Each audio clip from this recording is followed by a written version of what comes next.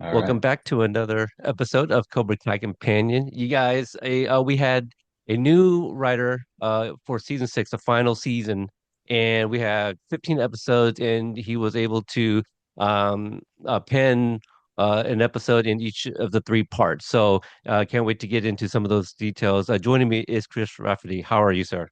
Hey, Peter, I'm great. How are you? I'm doing great. There's an elephant in the room. You have a Back to the Future poster Yeah. in your office. That's my favorite movie of all time. Really? It's And my number two. My number two yeah, favorite movie. and the guys is the same, right? They got the Doc Brown, in their office, and so Yeah, yeah. that's kind of one of our early connections. Other than Cobra Kai, I was like, oh, they're also fans of Back to the Future. Now, uh, did you catch the Easter egg in season four in Carmen's dream sequence? There's a flux capacitor in there somewhere. Oh my God, I didn't even see it. Which Okay. episode? Yeah, 408 maybe. No. It's the one where Carmen has her dream sequence and Johnny's Maverick, right? Yeah, yeah. And Yeah, all the there's time there's stuff. a there's a part where it's panning through the DS's apartment and we're following Carmen and I think she's washing dishes or something. If you look in the background, it's a Uh, replica of Doc's drawing of the flux capacitor from cool. 1955. Yeah, you're gonna have I to go back and will. check that out. I've seen every episode at least three times, and I can't believe I missed it. But I'll Yeah, check it out. it's just one of those things, because at first we're like, is this a dream sequence? Is this Johnny? But we find out it's Carmen's. There's a lot going on. Very Yeah, easy to yeah, miss. So, yeah, Chris, you joined season six, but like, um, when growing up, just to kind of like learn about you a little bit, is yeah. writing something you always wanted to get into? What were you like growing up? Yeah, well, actually, I started as an artist at a Hmm. very young age. I would draw, and that's what I was doing most of my childhood. I was kind of known as the artist in school. Never took any art classes, just totally trained myself. I was really into comic books growing up, so I would, imitate their styles and stuff like that. And in high school, I was training to become a comic book artist, sequential art and all that kind of stuff. At the same time in high school is when I started writing. I think it was in an English class. I started writing short stories, fiction and stuff, like Twilight Zone kind of things, genre stuff with a little twist at the end. And then I went to college to study art because I still want to be a comic book artist. But when I got to college, the art program, I went to UC Santa Barbara, and the art program wasn't really geared towards comic book art or that kind of thing. I just literally went because of the campus. It's a gorgeous campus. I don't know if you've ever been to Santa Barbara, but that first year I was in a dorm with all the other kind of artists in the freshman class. So like musicians and actors. I was the only illustrator, and then a lot of filmmakers. And I befriended a filmmaker from Spain. His name's Hector Claramont. He became one of my I was best gonna, friends. I was gonna And ask you about that name. you saw the name? I saw the name. Yeah, Yeah, we'll talk about that later. In yeah, 609, his last name's in there. Um, yeah. but he asked me to help him make his first short film assignment in his film studies classes. And he just asked me to act. You just grab your friends and warm bodies and you put them in front of the camera. And that was the first time I'd ever seen like behind the scenes of filmmaking. Like Mm. back then, like the behind the scenes wasn't really much of a thing. DVD extras, I think they existed, but it was my first real exposure to how movies were made. And I loved it. I loved it so much. It's like all the art forms put together. And my illustration background came in handy when other filmmakers in the dorm started asking me to do storyboards for their short films, because that's comic books are so similar to storyboards.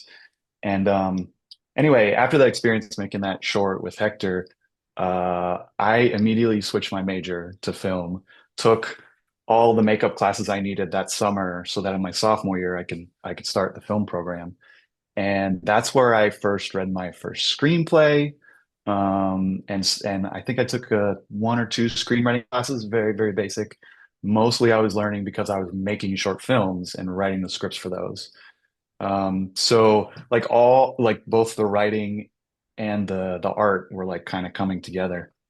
Um, and then when I graduated with a film degree, All the other filmmakers that were my peers kind of like went to Los Angeles to start a career in film, and I did not. Life took me on different paths, and I ended up going to San Francisco for reasons and Santa Cruz for reasons, and I started doing all these other things. I started acting. I took acting classes. I started coding websites, and my first job outside of college was graphic design. I had been teaching myself graphic design as like an evolution from my illustration upbringing.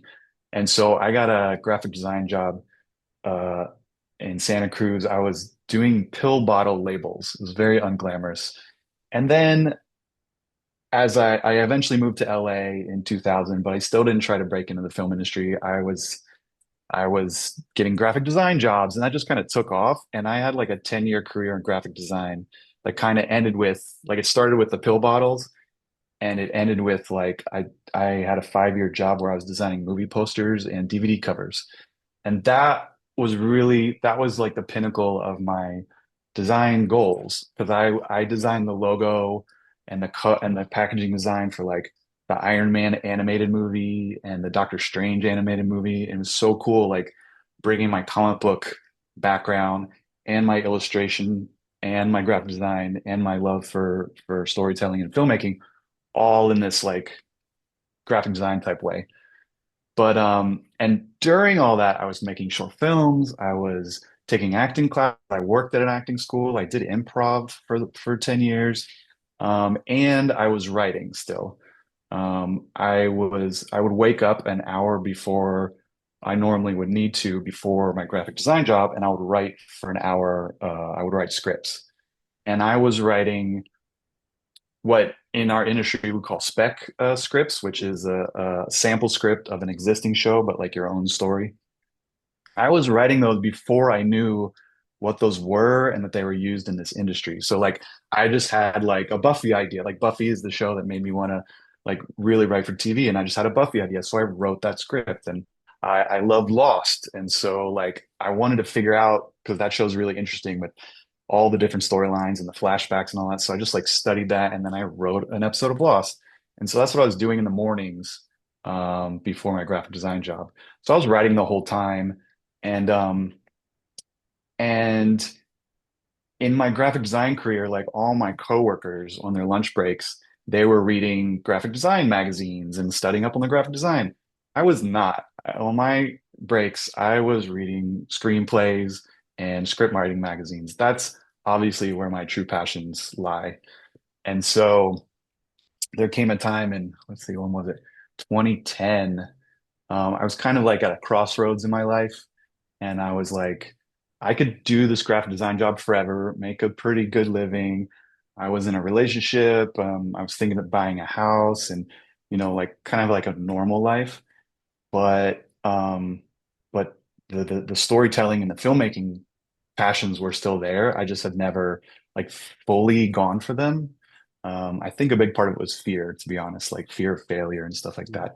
But then um, I got laid off from that graphic design job, and it came at like right when I was at a fork in the road internally. And when I was laid off, I was like, what do I do next? And that night, like the layoff was very unexpected. And that night, I just had this like huge surge of like brainstorming where in like within a couple hours, I came up with this plan of how to completely change careers and how to change my entire life to pursue the one thing that I love the most, which is writing. And so I figured out how to live off of my savings for like a year. That was my goal. Like live off of my savings for a year, reduce all my expenses, and don't look for another graphic design job. Instead, I'm going to stop doing everything else I was doing. Like I quit the acting school and people were coming to me like giving me freelance design jobs, and I'm like, nope, I'm not taking anything.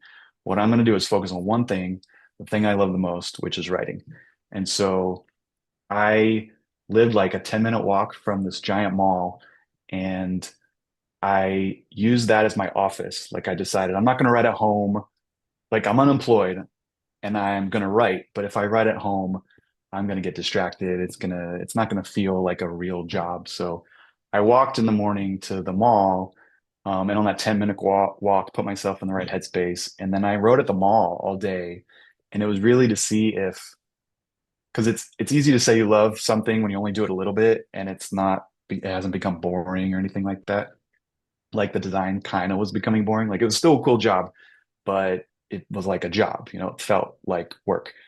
And I was like, the same thing could happen to writing. So let me see what it feels like. So I pretended I was a professional writer. Like I treated it like my job. And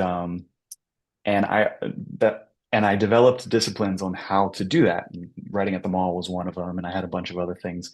And then the other thing was, what was I writing? And I chose something. I had a bunch of stuff in my head that I didn't have time to do before, and so I chose the thing that I was most passionate about, and it was this feature, this horror comedy. And I didn't think about like what would sell or what's best for my resume or anything like that. I just thought like, what do I love the most? What am I most passionate about?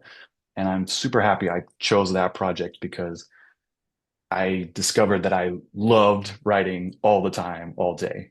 And I did that for a long time. And I just kept that going and I kept writing more and more samples.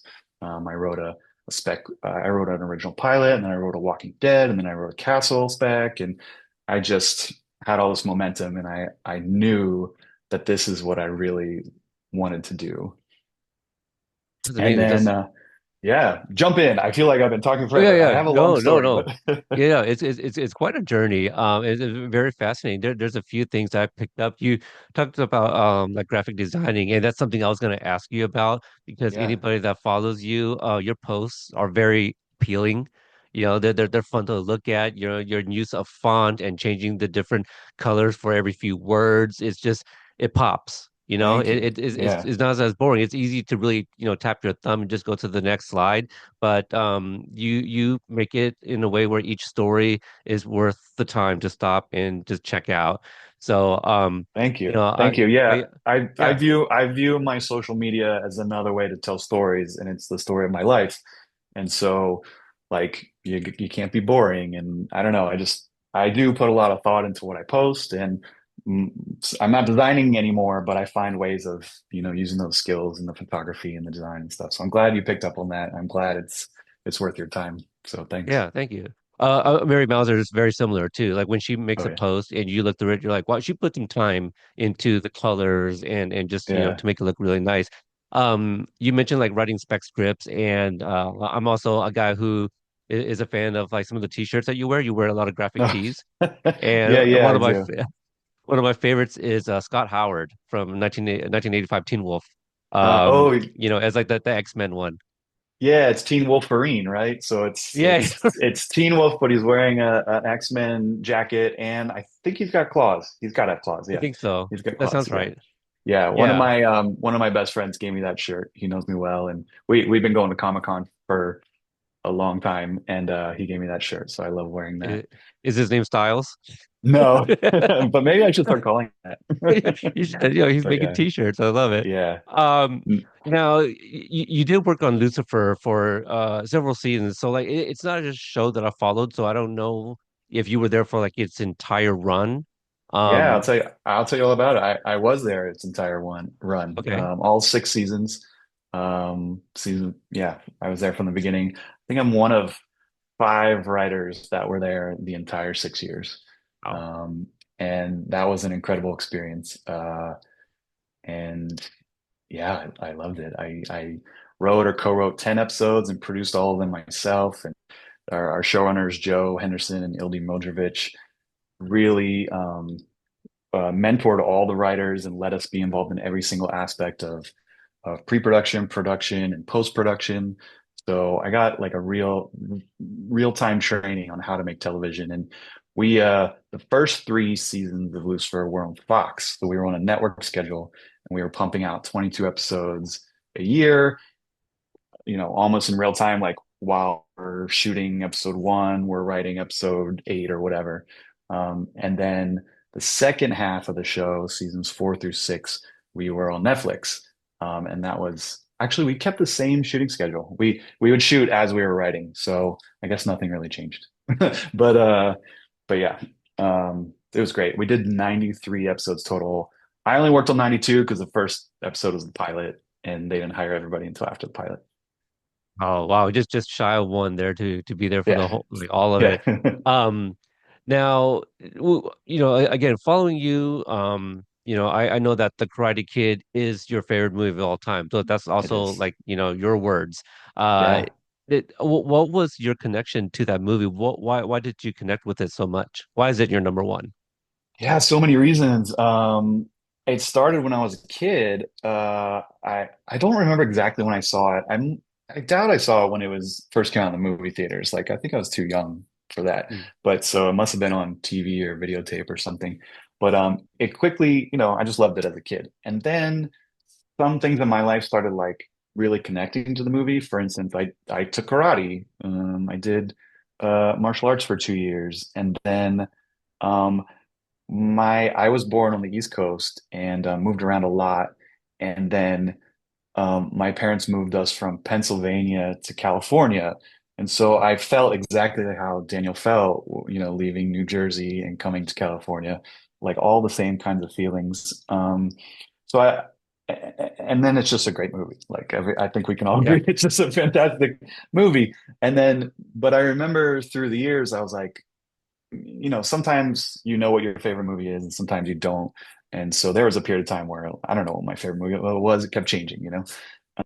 But then once I started studying film in college, I think that's when I started looking at the movie in a different way with all my film studies, analytical skills, or whatever. And I was more mature and noticed a bunch of new things that young Chris would never, pay attention to and just appreciate it in a whole new way. And then it just kind of like I would watch it every single year, and I just love it so much. So many aspects of it. Like I could go on and on about that movie, but won't. But just like every single element of it pretty fantastic. So it's like that personal connection and the appreciation of that movie. Um, yeah, it's just been my favorite movie, this whole time. So share with us how were you able to land the gig on Oh my Cobra Kai? gosh.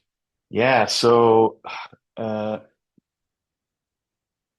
so when the show came out, I paid money to go to the movie theater to see the first two episodes on screen that one night that they showed them or whatever. I don't know if you know about that screening, but I Fathom saw it at events. what's that? Yeah, Fathom Events. Yep. I went to the Yep. one at U Universal City Walk. And one of my Lucifer um, coworkers, Jason Ning, Karate Kid is also his favorite movie of all Mm. time. So like we bonded over that in the Lucifer writers room, and so I invited him to come watch the first two episodes with me. So we saw that and we thought it was fantastic. I don't remember what season of Lucifer that was, but it was pretty early on. But in between seasons of Lucifer, because we have a hiatus, like Mm. they'll air and then they don't know if we're coming back yet until later. And so during those hiatuses, I would go to my agents and be like, "Get me on Cobra Kai. Like this is like I have to write for this show. I'm perfect. It's my favorite movie of all time. All this stuff." And Right. they pretty quickly told me, "Oh, it's a really small group. It's really hard to get in there, so don't get your hopes up." And I was like, "Okay, fine, whatever, but like still keep trying." And then so I just did that for a few years until I didn't have agents anymore. Like there was a thing that happened in the writing community where the Writers Guild of America had us fire all our agents Interesting. as kind of like a strike type thing where we wanted them to agree to certain terms and um, they didn't, so we just let them all go. And so I think that was season 4 of Lucifer or something. But anyway, so that's when I stopped asking my agents because I didn't have any more agents.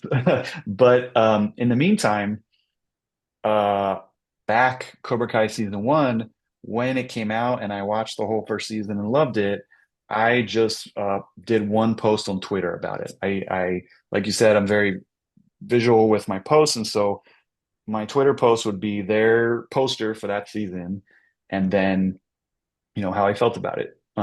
Not like a critique, but just how much I loved it or whatever. And I like to put stuff out there on social media to tell people what I like so they can check it out. I don't really use it for criticism or anything. I try to spread positivity. So I'm like, check this show out. Yeah, yeah. So You have so I recommendations in your highlights, and stuff. yeah. Yeah, I mean, I'm always looking for recommendations, so I want to make sure like if anyone comes to my thing, like there's always some there for them, to check out. So so I did that first tweet with the season one poster and how much I love the show or whatever. And then I just did that every single season. Um, and I tagged the showrunners because that's one of the cool things about social media is you can maybe if they pay attention to your post or whatever, you can tell them like great job, you can like spread the positivity and I like it when people do it for my work. So I like doing it for others as well. So I tag them and throughout the years I just was very consistent because I just loved the show and would just keep posting about it once a year. And I started noticing like they Josh, John, and Hayden would like the post. I'm like, oh, cool, Mm. they're seeing it. And then like they would comment, and I'm like, oh, cool, like this is fun. Like I'm getting, they're getting to know who I am, and I'm getting to know who they are in a tiny, tiny way. And then they started following me, and I'm like, cool, this is awesome. And then I did it for the all 5 seasons, and then I was on Lucifer had ended, and I was like taking a break from writing. I was traveling the world. I got married. I met my who's my now wife now, and doing all this other stuff. And I didn't have agents, so like nobody was actively looking for a job for me. I I was like developing stuff with some Lucifer people, so I thought like maybe one of those would pan out to a job. But anyway, like out of the blue, um, I got an email from uh actually, I have a lawyer. Like you need a lawyer to like do contracts and stuff like that. Mm. So I have a lawyer, and he forwarded me an email from Dina Hillier, who is the Mm-hmm.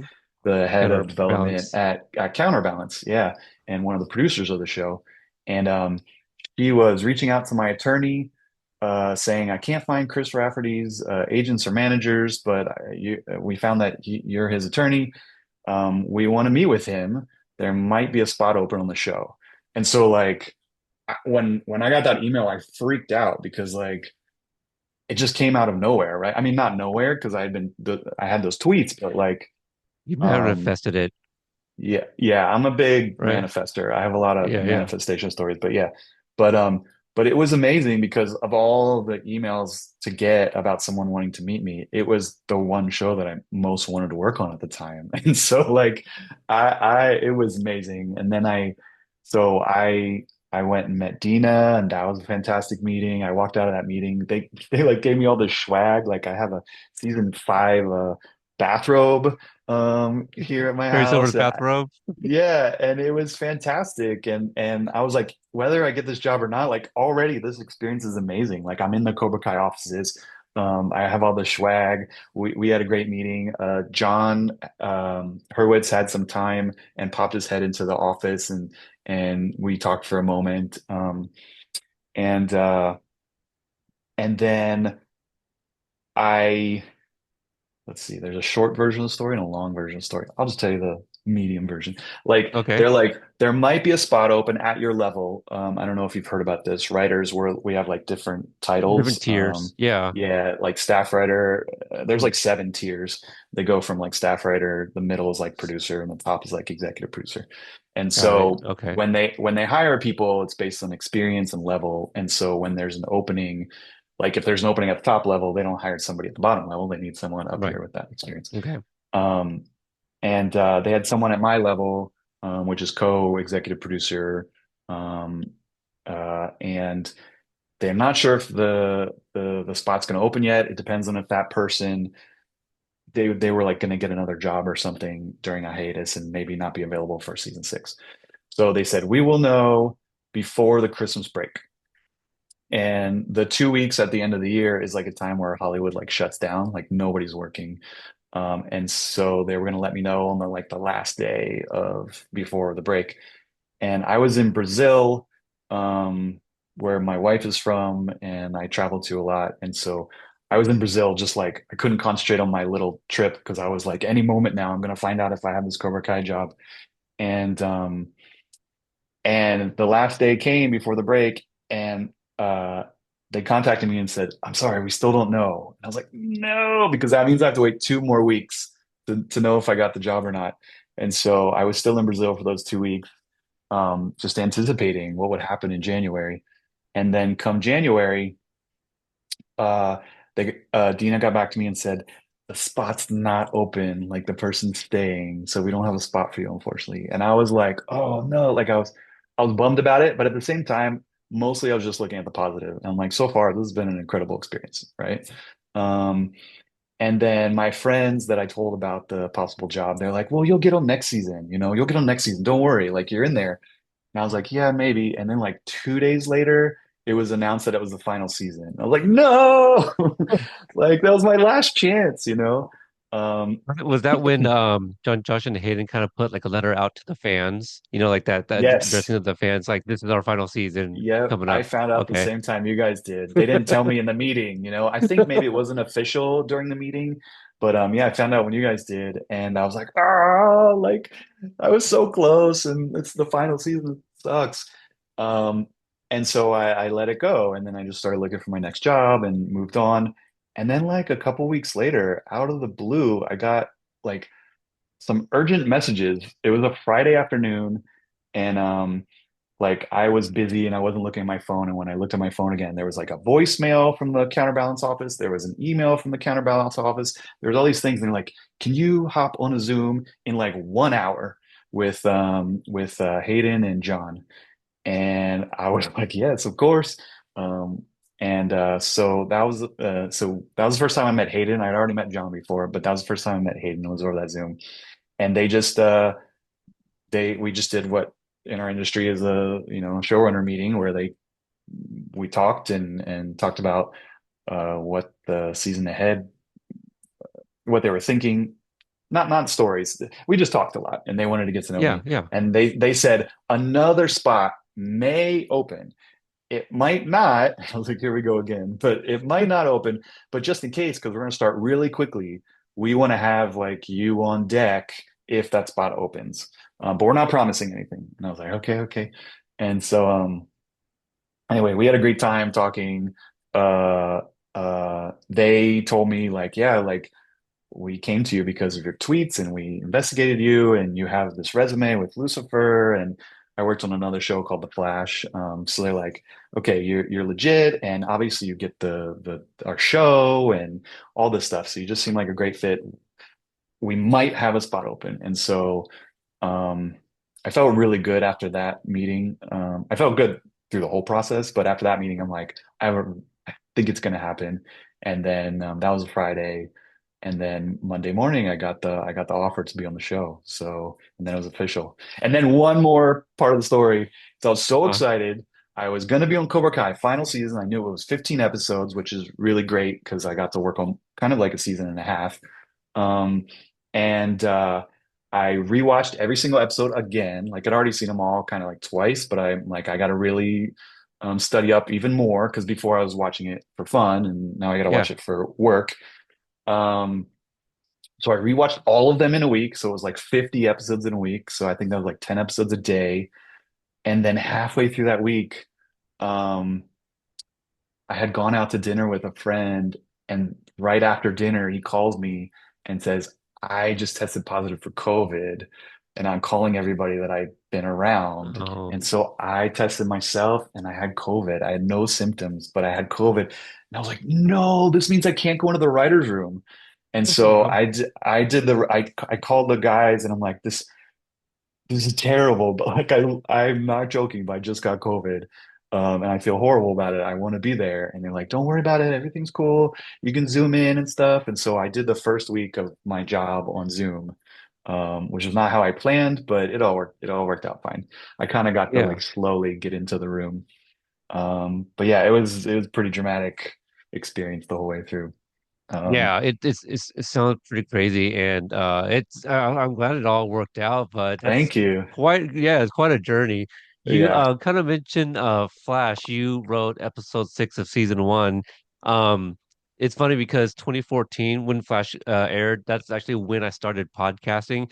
Oh, Flash cool. was my first attempt at a TV review, and Oh. I think we might have gotten up to 4 or 5 episodes. Oh, you It just was missed my mine. Yeah, I Mine think was that's how far 6. we got. Yeah. Right. And because my brother and I, we did it together. And I think after a few episodes, he started kind of seeing like, oh, this wasn't going to be as easy as we thought. Like maybe we could just get together Yeah. and just talk Flash. But there was homework involved, and Oh, yeah. something we were picking up really early on in that first season was like there's like kind of this motif of the number 52 coming up in every episode Mm. because like the new 52 DC comics. So Hmm. whether it was intentional or not, that's something that we were picking up on, and we were having a good time. But Yeah. my brother, he couldn't like commit to recording times and all this, so it Yeah. just literally died real fast. It was called Pod Flash. So just Cool. for anybody that was like looking for a Flash podcast back in the day, we were a really short-lived one. But what could have been? But I don't know if I could have lasted. What was it, 200 something episodes, maybe less than that for Oh my Flash? God. Yeah. Oh my God. I have no A long idea. time. Did Yeah. for a long time. So it's Yeah. kind of like, hey, now like 10 years later, like, talking to the guy who was on that first season that I did watch. Um, so let's pick your brain a little bit about Yeah.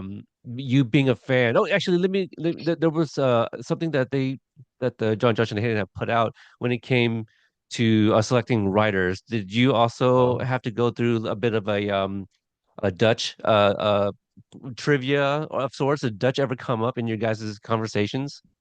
never, never. Wow. I never Okay. heard of this.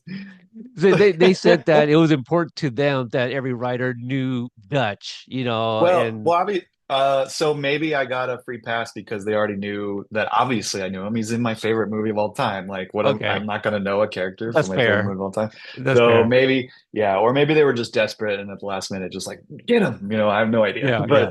But Yeah, yeah, that no, could be. I didn't know about this test. It could I could don't. have been a joke, but that's something that Yeah, they put out there. I think it was in articles and or whatnot.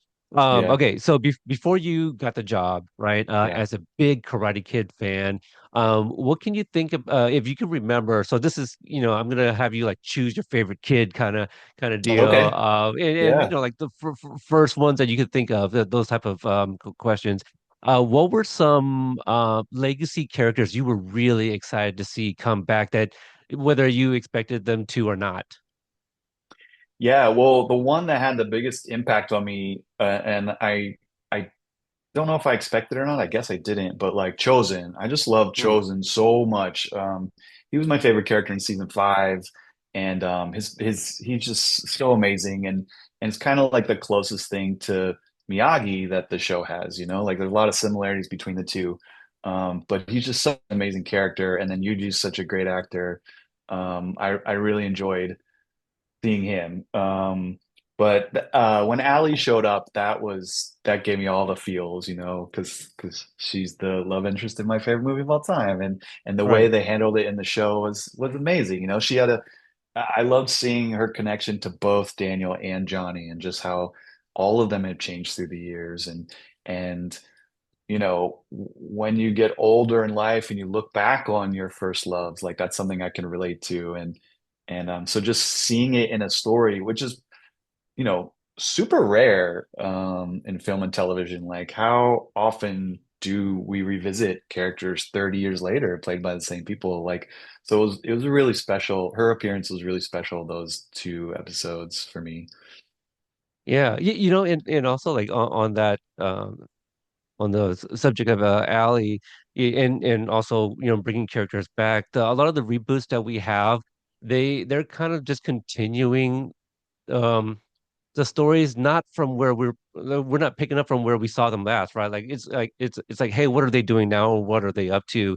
For Yeah. our characters, like they keep pulling from the past, and it's Yeah. like this Yeah. is not really a new story. It's the saga, right? The legend. Yeah. Or what did they call the first 2 seasons? It was like the Karate Kid saga, or something like that. Oh, Continued or you cut out when you said that. I didn't oh hear the oh, exactly what you said about what they I called it. think I think they were calling it like the Karate Kid saga, right? Like Oh, Cobra okay. Kai, the Yeah, Karate Kid yeah, saga or something like that. At least yeah. the YouTube Oh, the days. YouTube ones. Um, Yeah.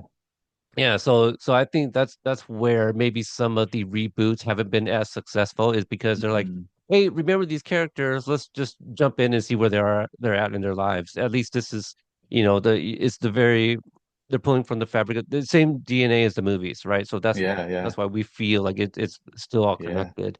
yeah, Um, Chosen's a great one. I do Yuji and I we've become Yuji was my favorite baddie growing up, right? Like people had their yeah, Johnny, yeah. Mike Barnes and such. Like I was diehard Chosen guy. So like I was Uh-huh. so I had like when I first interviewed him, it was just to talk about the Karate Kid Part Two, Hmm. because I'm already starting my coverage and interviewing people from the show, and I was like, well, if I can get people from the movies, that'd be great. And this is before a lot of the legacy actors started showing up. And I remember Yeah. visiting Yuji with in at his restaurant in Seattle, and we're Oh, just cool. talking and talking about all these behind the scenes about the second movie.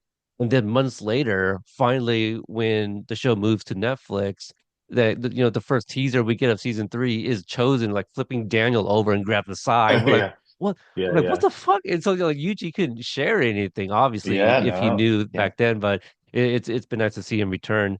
yeah, What were some of your as a fan and knowing the characters, who were some of your, let's just call them favorite new generation characters? You know, your Sam's, your yeah, Sholo, Miguel's. yeah. Um, let's see. I always like the geeky comedic relief. Okay, So yeah, so Dimitri has always been a favorite from the beginning of mine. Um, and then I actually really like Robbie a lot. I don't know.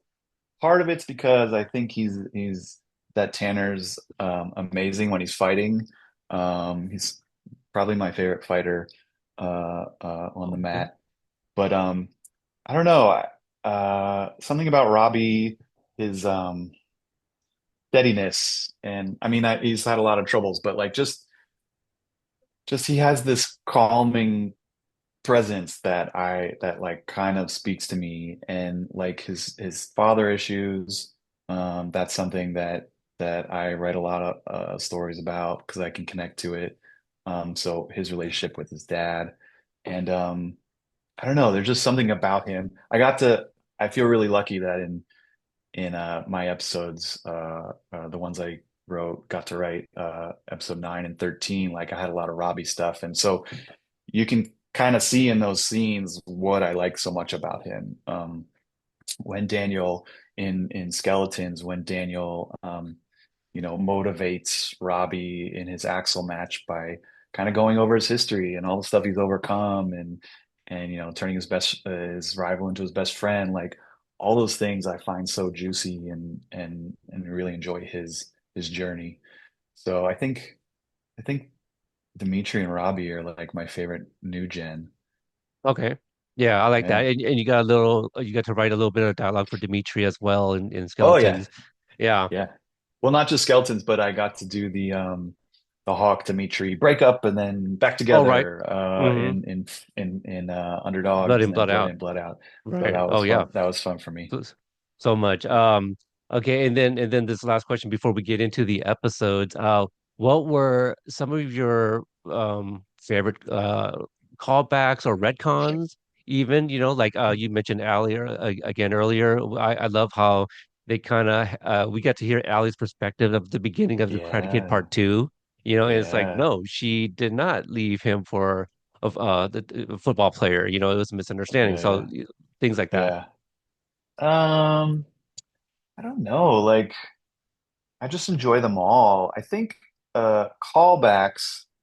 I just always love it. It's such a simple, basic answer, so I apologize if it's not super interesting, but I just love it when Miyagi's wisdom like keeps coming back up through Daniel. I just like how they kept him alive and how he's influenced everybody basically by now. Like even Johnny by the end, it's he's touched on Johnny's life, and so like every time, and because like those lines, those nuggets of wisdom from the first, mostly two movies, but especially the first one, those are nuggets of wisdom that were embedded inside me as I was a kid and like have like really blossomed in who I am. So to see that on screen again and to see it affect other characters. So like every time there was a really uh, impactful Miyagi line, like that's I just loved it, you know, and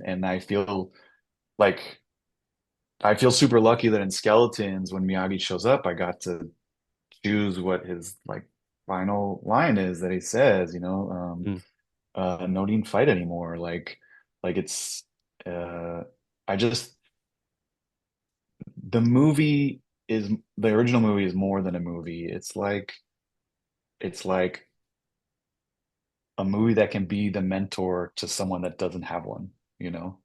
And I find that really special. So every time that popped up. You're right about that. Like, you don't need your own Miyagi. You could use Miyagi as a surrogate, you know. Yeah, And yeah. I think I guess I never really thought of it that way because people have asked me. I remember I was a guest on Kicking It with the Coves when Marty was doing the podcast with his twins, Hmm. and they asked me about like why do I love Miyagi so much, and I was like, well, Yeah. I kind of grew up without grandfathers. My two grandfathers lived in other states Mm. and movies raised me, as it did Yeah. many people our age. And Yeah. so The Karate Kid was like the first movie I saw an Asian character that he faced prejudice and stuff like that, and he was never the butt of a joke of like some of Yep. your other John Hughes movies, stuff like Yeah. that.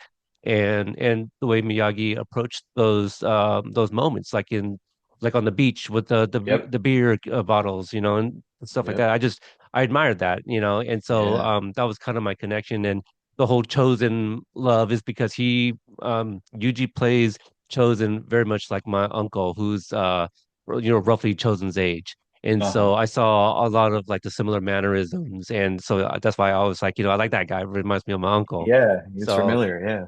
yeah, exactly. So yeah, those movies you can learn so much, and not needing a physical mentor yourself. So yeah, Yeah. you're right. That just Yeah. comes down to the writing. Yeah. Um, okay, to kind of just like tap young Chris's shoulder real quick. What were some of your fanboy moments on set? I know everybody tries Oh, to be yeah. professional, but like there's got to be I some moments where you're just like, oh shit, that's Ralph Macchio, you know? so many moments. Luckily I have the experience being professional, being Yeah. in the business for 10 plus years. Um, this was next level because, you know, these especially Ralph and Billy, because of, you know, they've been with me for what is it, 40 years? 41 Yeah. years? Jesus. Oh my God. Like my Yeah. entire life. Thanks for the reminder. Um, Yeah. I was yeah, a baby when it yeah, came out too. yeah. So I had many. Let's see.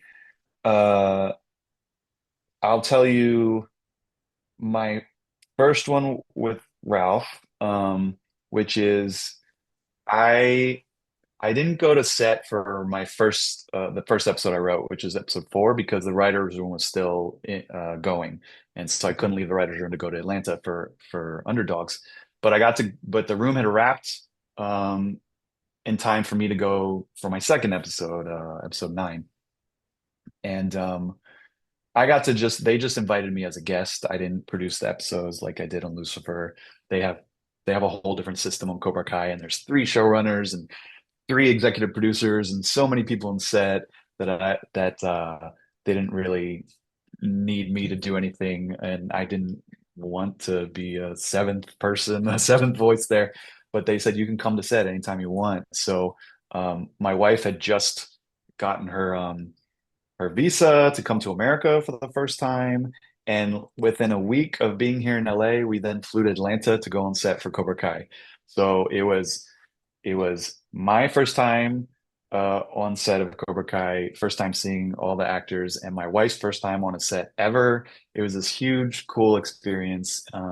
And Before flying there, I knew that when I don't normally get nervous around celebrities or actors or whatever, but I was a little concerned how I would react around Ralph, just because, I mean, just because he's freaking Daniel LaRusso and it's meant so much in my life. So I, to make sure I didn't totally mess up the first time we met, I just sent him a little email and um, I said like, "Hey, I'm the newest writer on the show, and Karate Kid is my favorite movie of all time, and I'm about to come to set, and I would love to meet you. I apologize ahead of time if I get starstruck or whatever, like please don't hold it against me."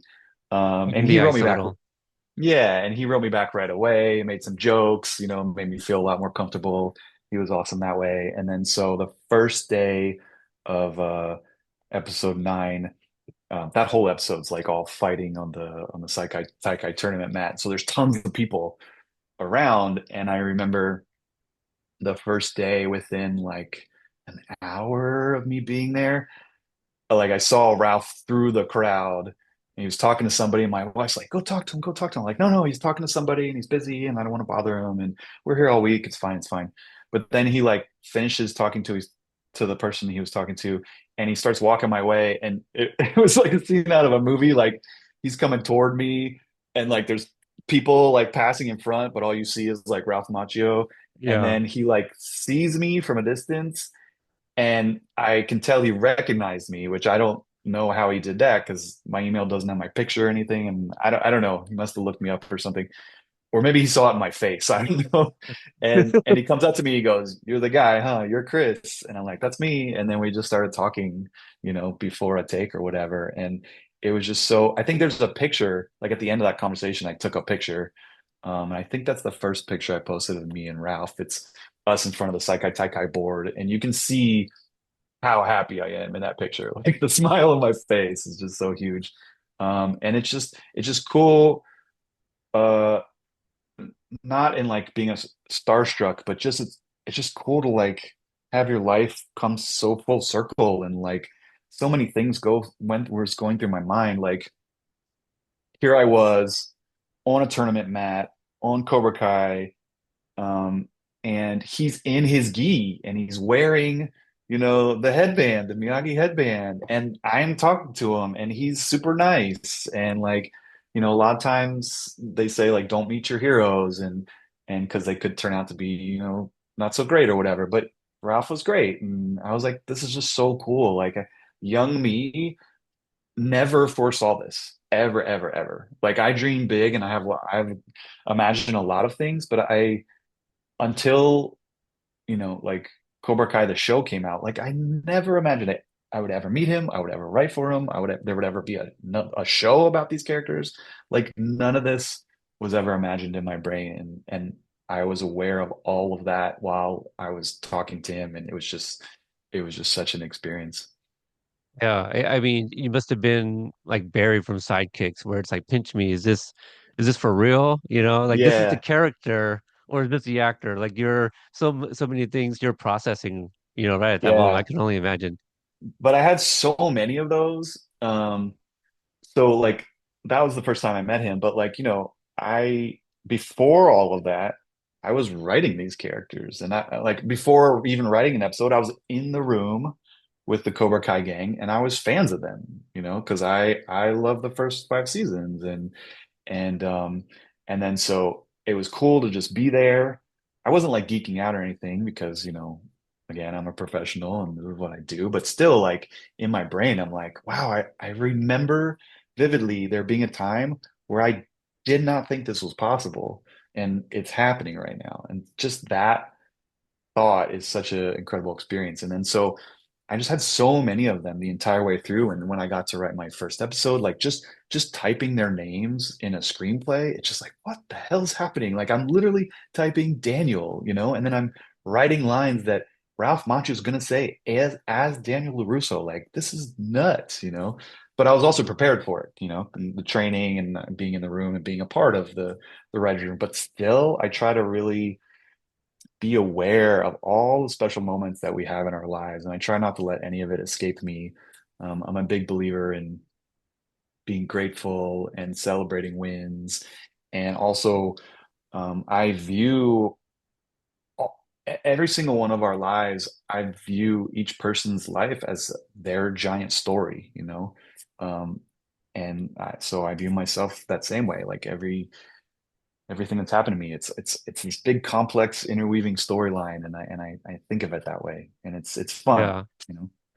But I forget if episode 604 was that plural underdog or underdogs. I forget. Underdogs, plural. Yeah. Underdogs. Okay, so Yeah. let's kick off with that episode a All little right. bit. You mentioned kind of writing the fracture of the binary brothers in that episode with Yep. Dimitri and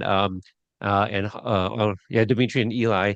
Mhm. I'm not sure if we were how deep it got in the writers' room in terms of like who how is Eli being addressed? Is he still being called Hawk? Like if you can remember any of those rules. Um, but It also was you never. talk about Oh, okay, yeah, go ahead. no, go ahead. Let's just start with them. Yeah, yeah. That I don't ever remember that being discussed, but again, like I was the newest member of the dojo, so maybe they discussed it in the previous years. And then the chain was just moving and they didn't like stop to explain any of that to me. Although they were very generous and stopped and explained any like inside jokes I didn't know or Hmm. whatever else. Um, but it wasn't necessary because as a writer, like you kind of, I mean, you kind of know when to use it just from watching the show, but then also when you get inside the mind of the characters. And so it's like whoever's super close to him or has known him before he was Hawk, will probably still call him Eli. And then, it's just I don't know. I don't even know if I thought about while I was writing it. Did I mess up or something? And No, no, did I have somebody call him the wrong name? I don't remember. no, not at all, not at all. This Okay, this this okay. is this is what I get into, like Yeah, like this show, it's no, let's call it like a 30-minute episode yeah, show. Each season's 10 episodes, and so we know that you guys are very deliberate with the dialogue. Like for everything sure. that's being said is for a reason. And so I always kind of pick up on certain things, how people say things, and it's like, oh, there's more to it that they want to lead on here, or it might be setting something up. And so like I'm always kind of looking for those things.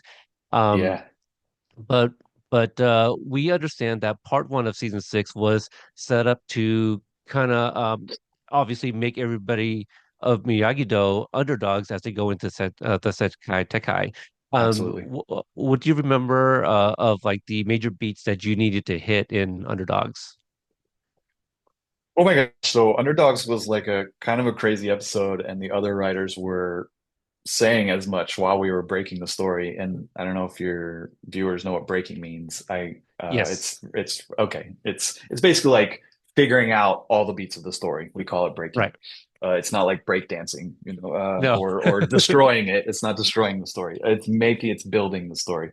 Um, so while we were breaking that episode, the other writers were like, this is crazy, Chris. Like, because this is not a usual episode. Because most episodes have a three storyline structure. So you'll have like A story, B story, and C story, and you'll start with A, and then you go to B, and then you go to C, and then you come back again to the A and B and C, and it has this rhythm to it. And if you watch Underdogs again, or if you remember, it doesn't do that at all.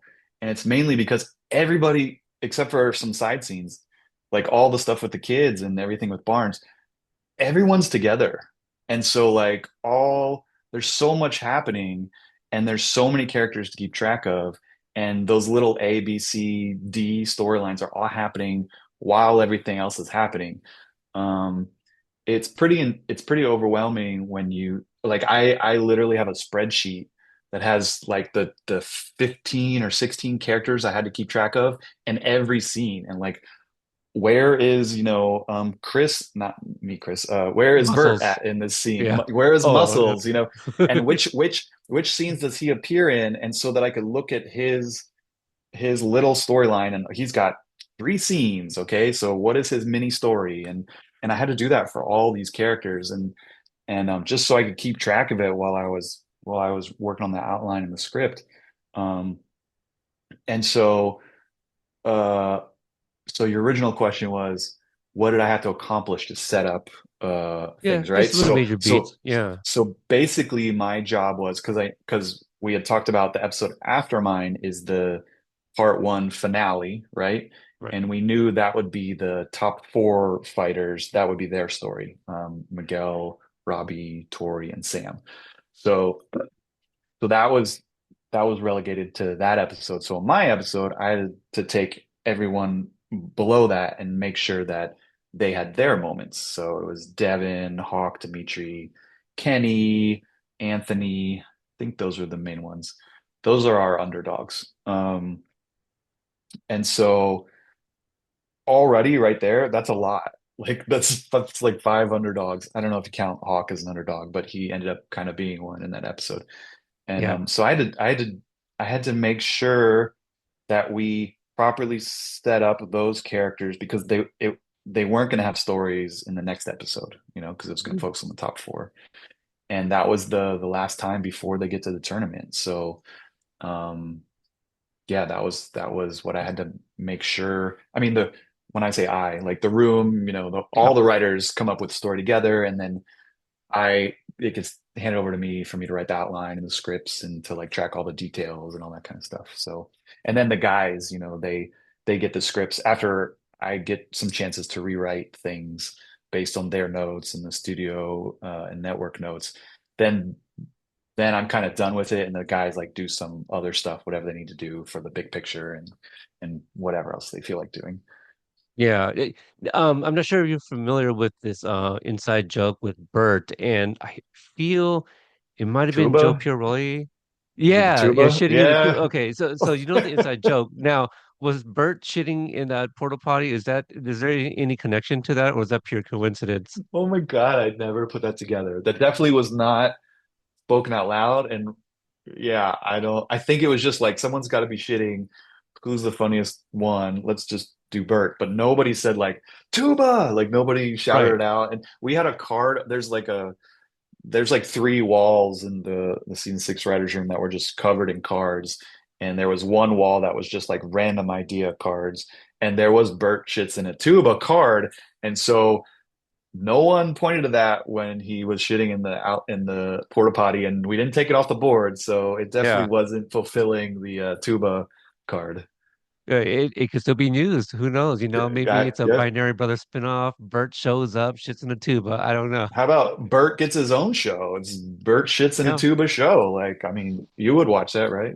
10 episodes of Absolutely. him shitting Bert in a has some tuba. stands. Don't undersell my Yeah, man Bert. He's yeah, yeah. people forget this guy survived, being thrown in through a window, Uh-huh, uh-huh. all of the fights. So yeah, but Bert's Yeah, the guy.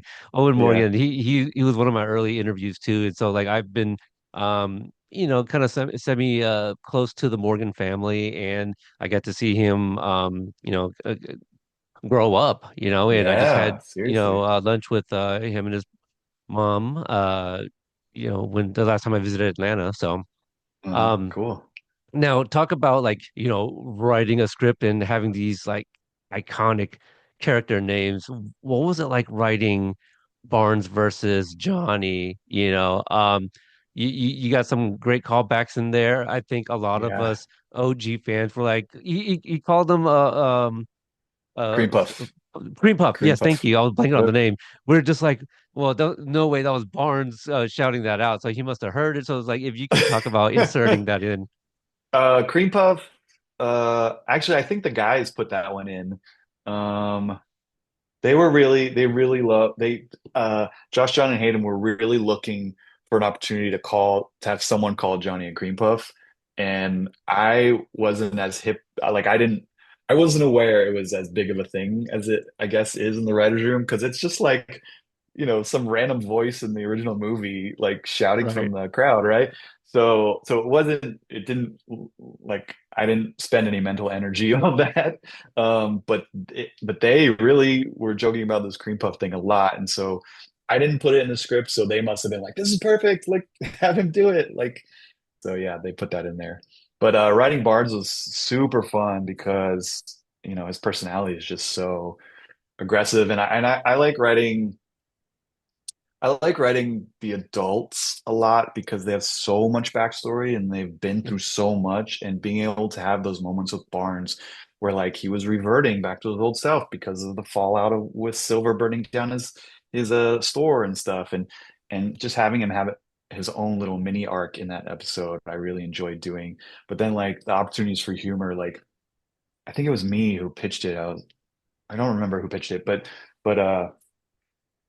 him being in the Miyagi's backyard, that's the first time he was there Right. since Karate Kid 3. And so I think it was me who wrote in the outline that he like takes a moment, looks around and is like, good memories here, or whatever. And we flash back to him like stomping on Daniel's neck, and like it's a good memory to him, but a terrible memory for Daniel. And I just thought that was so funny to like have that contrast. Oh yeah. I think the line was something like looks differently back here, Yeah. or Yeah. something like that. Yeah. So Yeah. yeah, I wrote that line. I was commenting on that the show is a little different than the movie, but then also it would make sense coming out of him character wise too. Absolutely, So, yeah. 100%. Can you shed some insight on the table saw? I think that's something Yeah. that a lot of people Oh, were just okay. like, who was buying that? They're like, did we, so we were like, did you guys really expect for the fans to think that somebody would get something sawed off? Wow, that's so cool. I never thought anyone would ever ask about this. This is such an inside thing that is not, it's not interesting, but I'll try to make it interesting through my lens, which is Okay. there originally was no table saw. Okay. So when we broke, sometimes when we break scenes in the writer's room, sometimes we get some details, sometimes we don't. And the Johnny Barnes fight, there wasn't much detail. It was like they get into an argument, they start fighting, it's badass. It's two alphas fighting, and then like figure it out, Chris.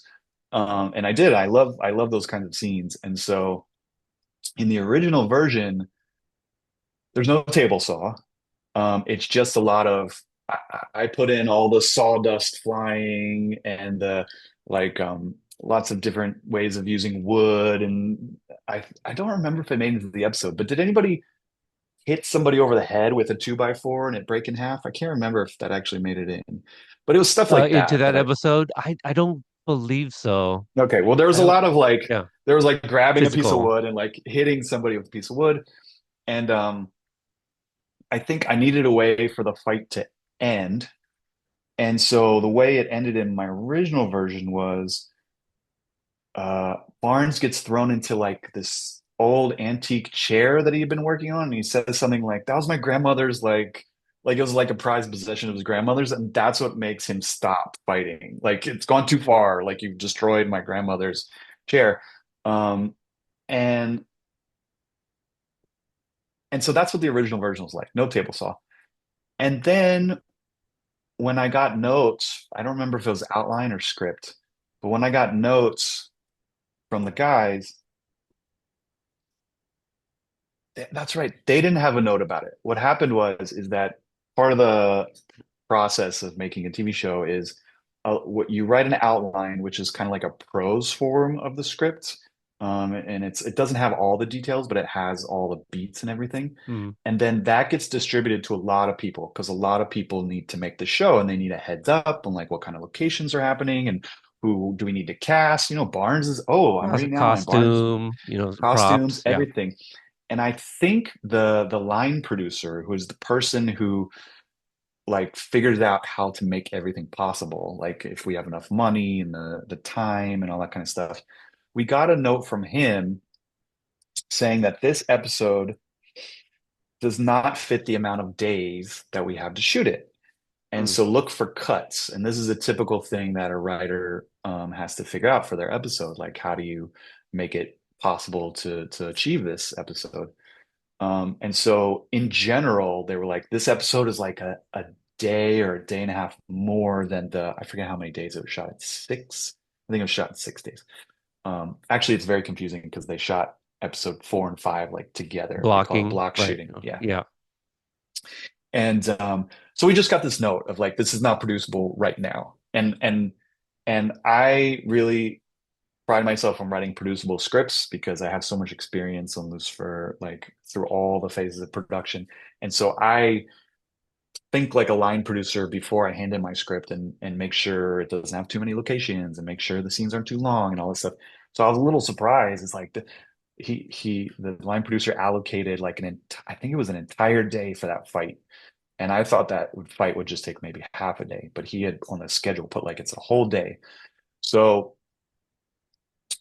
again, this is probably such a boring story. It's such inside information, but I like, like it. but basically, the short version is um, that I needed to look for cuts. So as I was looking for cuts on my own, when it came time to go to John, Josh, and Hayden and talk about my suggested cuts, I looked at that fight and said, I don't like they're scheduling it for a whole day, and I don't think it needs to be a whole day. So something in what I wrote is making it bigger than what I imagined. So I was trying to figure out what it was. And I was like, well, there's like a table smash where somebody gets thrown through the air and destroys the table. I'm like, mate, I know that takes time because every time you smash the table, you have to put the table back together to get extra takes. And it's also a Yeah. stunt. And so I'm like, maybe that's taking up some time. And maybe some of the board smashing is taking up time. What doesn't take up time is dialogue. What doesn't take up time is just some trading some fists, you know?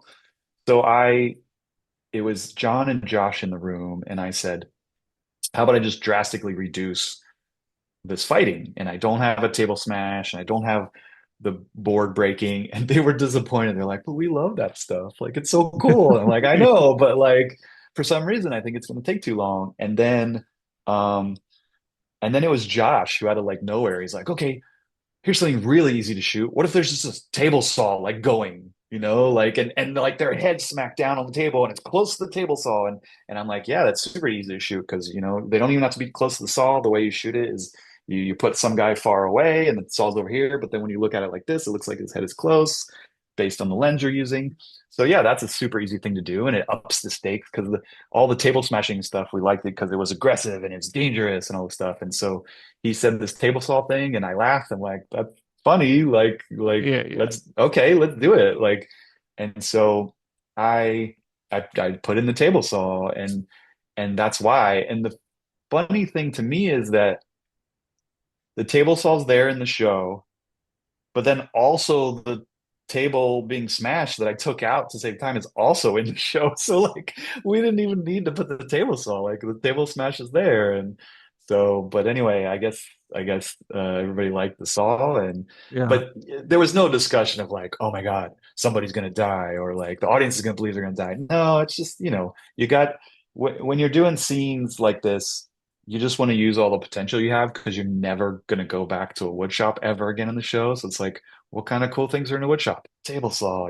So I think it was just for fun, and we didn't think anybody was going to fall for blood and guts and death or anything. It's a visually fun scene. I Yeah, like seeing like Barnes covered in the sawdust, just showing that he's yeah, been working and just like I personally I thought it was like a fun, silly kind of thing because I'm just like that's a uh-huh, legacy character versus a legacy character. You're not gonna, yeah, we're not gonna get that just yet. Episode yeah, 14, we finally get one where one kills the other or both or whatever. But this yeah, one, I just thought, if Johnny was fighting against the Fist from season 5, okay, I could believe it because we had yeah. what, a severed thumb and or Oh yeah, finger, yeah, yeah, yeah, all yeah, those things. I'd believe it then. yeah, So that was fun. Let's fast forward to Blood In, Blood Out. First off, yeah. that is a title of a 1993 crime film. Do you have any say in the titles of your episodes? Um, So I was learning as I was going how things go on the show, and early on, like on Lucifer, we the writer picked their title. I mean, they pitched Mm, it to the showrunners, but we were the ones who like really owned our titles. And then when I asked about it on Cobra Kai, there were different. I was getting different answers. Some people were like, "Yeah, you get to pick your own title." Some people were like, "The guys pick the title." Some people were saying like it's both. And so I just several times asked the guys like when do you pick titles? Because that was another thing they do different on Cobra Kai. They don't put titles on anything on the yeah. scripts or anything. But on Lucifer, we put it on the script. We had like social media games where like guess the title. We had like a hangman type thing, and the audience would like try to guess the titles of all the episodes and stuff. And so anyway, so for Cobra Kai, I just like pitch the guys like, here's what I would like to call the episodes, and obviously you'll do what you want to do. So Underdogs, I'm glad that was my number one pick for that title. So I'm happy about that. Skeletons. was my number one pick for that one. Blood In, Blood Out. My my suggestion for the title was because it's the tag team episode. I suggested Tag In, Tag Out as kind Hmm. of like a play on wax on, wax off. Okay. Um, and and then when I saw the episode title list and it was Blood In, Blood Out, I was like, what is that? And I asked Josh, and he's like, ah, we just thought it sounded cool, you know? And I'm like, yeah, okay, it sounds cool. He must have had other reasons too, but yeah, instead of tag in, tag out, now it's blood in, blood out. Maybe he did it as a reference to the movie, but I had never heard of the movie before.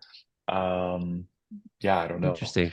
Yeah, Yeah. okay, now you just said something a little mind-blowing because you said Skeletons was kind of your pitch for that title.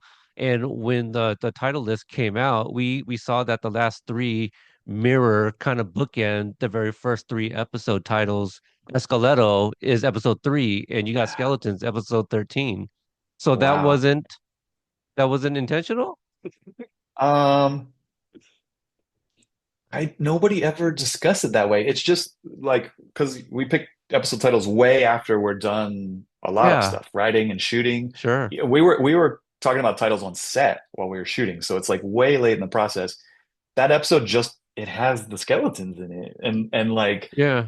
and skeletons in the closet, is a term that's very appropriate because digging up the past and all that kind of stuff, and Johnny and Daniel are wrestling with that kind of stuff, and Kreese as well. And Yeah. so like it just sounded cool. And then I remember someone saying like, well, we kind of already use that title, Escaletos. And then somebody else said, well, but it's in Spanish, and I think that one singular, Yeah, Escaleto. yeah, it's just Esqueleto. Yeah. Yeah. So they're like, there's I enough think because for of a Miguel. difference. Yeah, there's Oh enough of a yeah, yeah, yeah. difference that we can use I it. wasn't trying. But Yeah, but it's so interesting. Like, yeah, it's the third from the beginning that's Esqueleto, and third from the end that's skeletons. Skeletons. Yeah, because then you Maybe, have strike first and strike last, and then ace degenerate, oh X my degenerate God, for the you're final three. blowing my mind here. No, Maybe, wow. Okay. maybe John, Josh, and Hayden knew this all along, and just I wasn't part of that conversation. Because, like I said, titles are talked about on set, and I was only there for Sure. like a little bit of the time for my episodes. So maybe it is their genius. I wouldn't put it past them.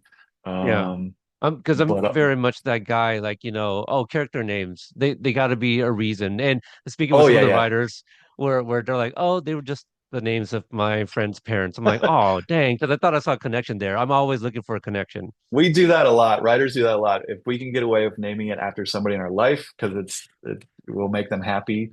I wrote an episode of Lucifer where it's my second episode of Lucifer. It's in season two, and the episode's it's a Halloween episode, and I named every single character after like a horror reference. And I don't Oh, know if wow. anybody got it, but like everybody, some of them are deep cuts, but like everybody. So yeah, I think about character names a lot. Some people don't. I do. Titles, yeah, I don't know. And do Um, you know the connection to the Chris and Mitch from Cobra Kai, where they got their names from? I don't know. Real Genius, Val Kilmer and Gabriel Jarrett, Chris and Mitch. Great, great, Yeah, great, and then you great. see the Binary Brothers with the Real Genius T-shirts at the end there. So Yeah, yeah, that's great. I think Josh Hill revealed that one. Cool. I tried to put a reference into an 80s bully underdog movie in my first episode in Underdogs, but we didn't end up needing it. But the final place where the final competition where they run through the forest and get the capture the flag, Right. or I think it was in my outline, I pitched like the name of the park. You would see a sign and it was Ravel Park.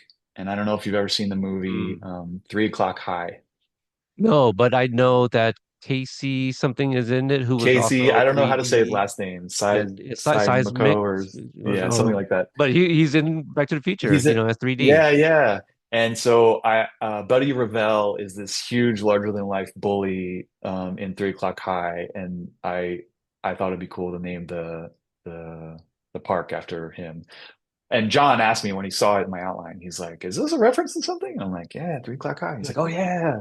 I also had other pitches for what the park would be named, and there were some Back to the Future things in there, and but we ended up not needing any because I don't think the sign is even seen. What if you're willing to share, what were some of those names, references to Back to the Future? Um, God, I can't remember. Was Tannen, like Tannen Park or something, or No, I think like one that was super generic and super sneaky. I'm like, there's no way anyone could get mad at me for using. I think something Brown after Doc okay. Brown because Brown's big. But I think I also did like a Hill Valley Park or so. I don't remember. I think they were Now more clever than that, but I can't remember what they were. It's so long ago. you just mentioned Brown. Now I'm trying to remember the first time we found out Gunther's last name because he's Braun, and we know that the Browns come Yeah, from we yeah, we learned that in Back to the Future 3. yeah. Um, Maybe you'd have to ask the guys that. That was before my time on the show. Right. Let's see here. Yeah, episode 9 of season 6 Uh-huh. had so much going on. The Sekai tag out. You talked about the tag in and tagging out. But Yeah. also the last two episodes you did had some pretty uh I had a lot of stuff about Sensei Wolf. And so something that I asked Ashley and Emily when we talked about episode 8, I kind of asked, I go, hey, how come he's just like Sensei Wolf? Like we don't get a full name, and they didn't give me an answer. And I didn't realize that we would find out in part 3, which we do with skeletons. Yeah, can you talk about like kind of that opening sequence of episode 9? We got Terry Silver in the Yeah. bathtub, you got legacy characters, and also kind of the episode that follows like a very controversial scene with involving Zara and Robbie. People are still Mm-hmm. talking about it in some of my posts with Mm. Emily, where I asked, in your mind, what happened? Yeah, yeah, And yeah. so and also if you can share, like, were there any talks to have that ever come up between Robbie and Tori after episode 8? Um, there was so much discussion and debate about what happens that night between Robbie and Zara.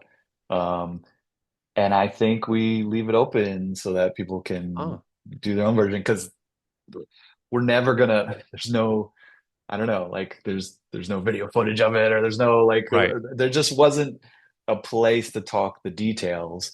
It's just kind of the feeling of like Robbie thought this and then he made a bad choice and then it has a fallout. That kind of that's what's important, not necessarily details.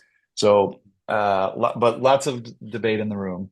Um and then in Blood Out, we got to I think I was the one who pitched in that final tag team match between Cobra Kai and Miyagi-Do.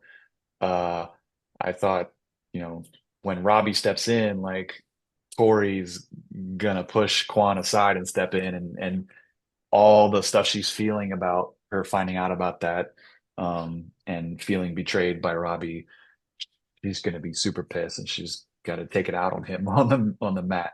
So it was super fun to like write that encounter. Um, but you mentioned something else before Zara thing. Oh, The the wolf, the wolf. Wolf, yeah. Yeah, yeah.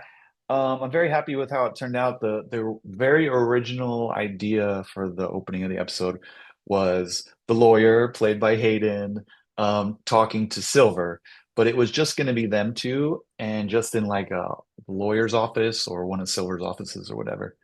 And that's kind of what we settled on. And then I went home that night and I was like, gotta be something like more exciting than just like in an office and so we're talking to a lawyer. So I came in the next morning and I pitched basically what you see. Like, let's be in a seedy underground bar because I want to see Silver like the fallout from season 5. I want to see him disheveled and in a very low place, and also let's let's see the environment. Let's have it be in a different country, and there's a cage match, and inside the cage there's Wolf because we should really see Wolf be badass earlier on. Because if we wait too long, which I guess it would be the next episode in the big brawl. I guess that's the first time you see Wolf Yeah. fight in the present day. I thought we thought it would be cooler to see that he's formidable earlier, and so we just thought that was an opportunity to see him fighting in his own environment, not as a sensei. And then also it's cool to have Silver see that and kind of see their origin story and how they get connected together. So, um, so yeah, it just evolved from that original office scene to having all this extra stuff. And I think it just Right. makes I think we all agreed it made like a more exciting opener because your openers really got to grab the audience. Yeah, So yeah, absolutely. And we get the, was it a Shaolin Sunrise, right? Shaolin Sunset, yeah, Sunset. Okay, yeah. See, yeah, so we get that, and that gets called back later. So that's kind of perfect. And even Ezra, who Hayden plays, yeah, I yeah, believe he even makes a comment about like the location too. So I feel that's almost a bit of a kind of a nod to like, well, originally we were supposed to meet somewhere a lot nicer. yeah, yeah, So I really do yeah. like that sequence and. The photo of you and Hayden's matchup that we never got to see footage of. So I don't know if there was an actual fight, like a little Apollo and Rocky fight that we never got to see. Total fight, all on camera, a huge, big 15-minute storyline. No, no, we just had Yeah, yeah, fun. He was touring us around. He's like, "Here's where I'm going to do my scene in the set," and we're like, "We got to go in the cage," and yeah, we're having fun. that's amazing. Um, what episode 9 had so much going on. Again, you had international Yeah. dojos. What were some of your favorite moments on set filming that episode? Oh my gosh. You also had the, if I'm not mistaken, isn't that also like there was a there's also like a Chosen and Kim interaction at some point too. I'm kind of There's a everything's blending lot in of together. there's a lot of things. The second episode I wrote is kind of like the first. Like it's just so much stuff happening all at the same time, and there's not like A, B, C storylines. It's Right. just like everything because everyone's on the floor now together, and so much happens in that episode. But the original question was like, what are some of my favorite moments? I'll tell you, um, it's not often that you experience this on set, but like there was this cool moment on set near the end of shooting where, how do I explain this? So, we have an incredible stunt team, and I love Yes. stunt people. Like they're so awesome. Every stunt person I've ever met is so kind and generous and badass and like dedicated and they don't get any credit. Like their job is literally to hide their faces. Like when they fall, they make sure their face is Right. not on camera and it's all for the story of it. And I just admire and respect all stunt people and fight coordinators so much. I worked with a bunch on Lucifer too, and they're all so amazing. And so for all these big fight sequences and in this episode in particular, the tag team, most of the time, like anybody that has a line or has to do acting, there's the actor, and they learn a lot of the martial arts sequence, but also they have a stunt double that also does it. And we mix and match and we shoot a lot of different versions with the stunt doubles in, the stunt doubles out, and wides and close, and then in editing they can choose the best moments. We're like, oh, that's an awesome shot, and luckily I can't see the stuntman's face, and oh, this is amazing because I can see Tanner's face, and all that kind of stuff. And so the way we shot the final tag team sequence between Cobra Kai and Miyagi-Do is we did all the small moments first, like all the close-ups and all the little pieces. They Mm. did all the pieces, like the stunt coordinators planned it all out, and we did all the pieces. And then when we got all the essential acting and all the essential moments at the very end, they just they had the stunt guys do the entire fight Mm. nonstop. Um, and that's what's rare to see because you're never going to use one long take for this kind of stuff. It's always little moments Right. here and there. And so we already had those moments. But it's like, let's let the stunt people who like really train super hard to do this whole thing, let's see them do it to the fullest extent. And so like everybody was just watching as the stunt people went through. I think the sequence is like on screen like 5 minutes long, but that's the edited version. I think it's even longer. I think there's even more moments that eventually got cut out. So it's like, let's just say 7 minutes of like nonstop tag team fighting and flipping and kicking and doing all this stuff. Go, go, go, go, go. And Sherwin Shalati, who's the director of the episode, who I worked with on Lucifer, and was super happy to work with him again on. He did the first two episodes I wrote, Underdogs. Right. Underdogs and Blood In and Blood Out. So he loves playing music on set, and so I'm pretty sure during that fight sequence, because there's no acting like dialogue involved, and you don't have to capture any sound. I think he pumped in some music, and so in real time we saw this like 7 minute stunt show set to music, and it was just so exciting and so cool. And when it was done, and the stuntmen for Robbie and Kwan do the kick in the air, Mm. and then they win, like the entire arena of behind the scenes people and all the extras, because there's so many people there, like the biggest roar of applause for the stunt people, and like respecting what they've just shown us and what they do for the show. Like it was just it like I get goosebumps just thinking about it. It was so freaking amazing. Oh man, just I can only imagine. I got to watch a little bit myself on set. I got to watch episode 606. I was in town to see the kicking competition at the aquarium. Uh-huh. Yeah, Uh-huh. between yeah, so I got to see that and just being there alone. And this is with like a lot of the international folks and Miyagi-Do, that was amazing. But I Yeah. can only imagine being like in an arena with legacy characters Yeah. as well. Yeah, that Terry too. Silver running around, Yeah. Yeah. Kreese. That's gotta be crazy. If we could talk about skeletons, it's an incredible episode. Everybody is putting on an acting clinic. Everyone's doing so damn good in that Yeah. episode. Yeah. If now coming in as a new writer in the final season, and now also Skeletons, did you feel any pressure on like helping like the show, stick to its landing and all of that, a Great, speech? great, Yeah. great question. Did I feel pressure? Uh, no, for two reasons. One is on Lucifer, I wrote the penultimate episode of the show. Mm. Um, and I I like the second to last episodes. I would love to write finales, but that's usually reserved for showrunners or writers that are near the top. But I love second to last episodes because it's a lot of setup, and like exactly, usually second to last episode, you know what the last episode is. Like you're far enough along. And then so getting to write, knowing exactly what's going to happen, and making sure that it's platformed as perfectly as it needs to be to have the most impact. I have a lot of experience doing that on Lucifer.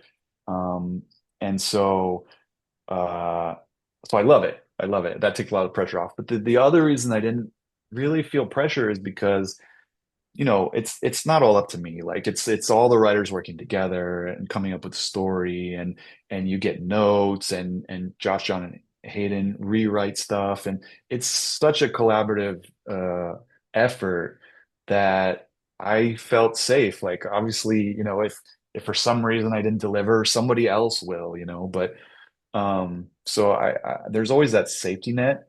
That said, I I recognized the responsibility that I did have, the small responsibility I had. I recognized it and wanted to do my best, as I always do, and I'm so grateful I was given such an opportunity to work on that episode. Like so many amazing scenes in that episode that everybody came up with, but I get my name put on it, or I get to actually type the words. Like I can't tell you, like it's a whole other story, but like being able to type in a script, like you've probably seen what scripts look like, right? It's like action lines, Yeah. then the character's name in the middle, and then their line of dialogue underneath. It's such a part of a writer's life. And when I typed Miyagi as a character name, I I got chills. Like I that's such a rare experience, and it's such an incredible opportunity that like me being able to work on a scene like that one in particular, uh I didn't feel any pressure. I felt like, what is my life? Like I can't believe I'm doing this. I can't believe I have this opportunity, and I'm sitting here in my room on the computer typing this huge callback to my favorite movie of all time, and getting to write lines for Miyagi. Like uh it was one of the best writing experiences I've ever had, and I think when I finished writing that scene I cried. Like it was just such an overwhelming full circle moment, that yeah, it was nothing but joy and nothing but pleasure. And again, the script is just the beginning, and I knew everybody else involved would like just keep elevating it. And I was just excited for everyone else to see this scene that we had been talking about in the room, you know? So we're talking about that the dream sequence that includes Miyagi. Yeah, Um, from what we saw in the final product, how different was that from your first pass? Speaking with the guys, they talked about how, there were early discussions about including other, past villains like a young yeah. Chosen, it's young Daniel fighting alongside Miyagi, stuff like that. Yeah, I'm glad they talked about it because then that gives me permission to talk about it. Yeah. Yeah, the very first version and the I got to write it, so like I got to experience fully because when you're writing, you're imagining it all in your head. So I'm the only person, I guess, that got to fully experience this other version, um, where Daniel starts hearing voices. You don't know it's a dream sequence yet, right? He's out back. He's looking for guidance. He's doing the sanding thing, and he starts hearing voices, and then the audience probably be like, "This is weird. Hearing voices. This is probably not real." But then when it really doesn't get real is he's looking around at the voices, kind of like what it is now, and then he hears a voice and he turns, and all five of the villains from the movie are there in their movie form. So it's Johnny, young Kreese, well, middle-aged Kreese, uh, Chosen, Barnes, and Silver, Mm, exactly like they look like in the movie.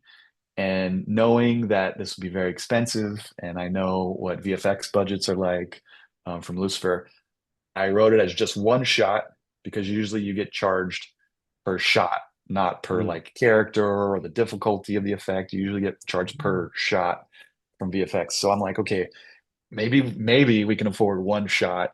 And if I just put all five of them there, standing in a line, doing nothing, like not talking, not moving, just like the image of them, maybe that would definitely be super awesome. So that's how it is in the very first version. And then Daniel turns away. I forget why he turns away or something. And when he looks back, now they're in skeleton costumes. Like they don't pull the mask on because that would be very expensive. It would be a second shot of the faces. It's just now they're in skeleton costumes. And now he's fighting just five skeletons, just like the original movie in by the fence, he's only fighting five.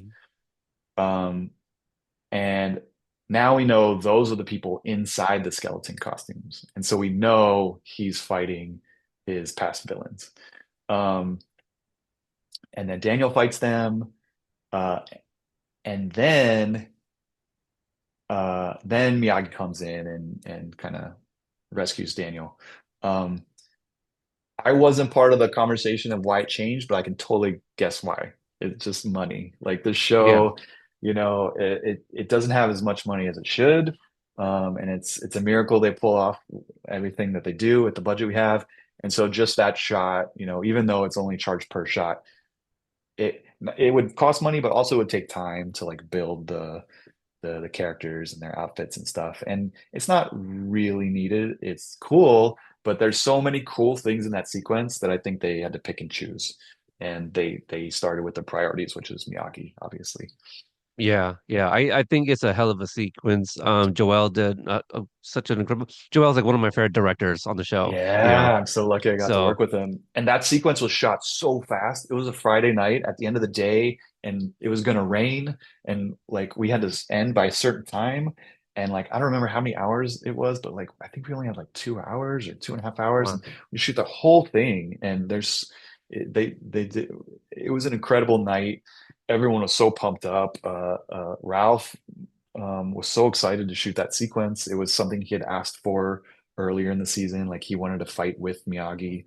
Um, the stunt double for Miyagi is Don Lee, our fight Right. coordinator. He had put Hmm. so much effort into the not only designing the sequence, but like trying to inhabit Miyagi and everybody. It was a super special shoot, a super special night. I mean, how could it not be? Like there's also fog rolling in, there's like 15 skeletons, and like it was just so cool in every single way. Other actors had like showed up on the set just to like watch and hang out.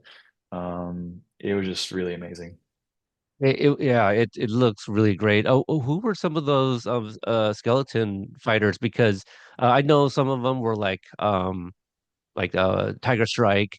I know like Daniel Wheat, who played Vlad. I believe he shared something, but I couldn't find anything shared that kind of showed who everybody was, except for like the unmasked, but their makeup. So it was kind of hard Yeah, to. yeah. I wish I had like a definitive list to tell you so that all of them could get credit. But to be honest, like I mean, maybe it's on the call sheet, but I don't know. But like unfortunately, I couldn't keep track of it in my head because I so many other things were happening, and I was just overwhelmed by seeing everyone show up in skeleton outfits, and then it was Yeah. also very dark, and they had masks on most of the time. So I didn't like.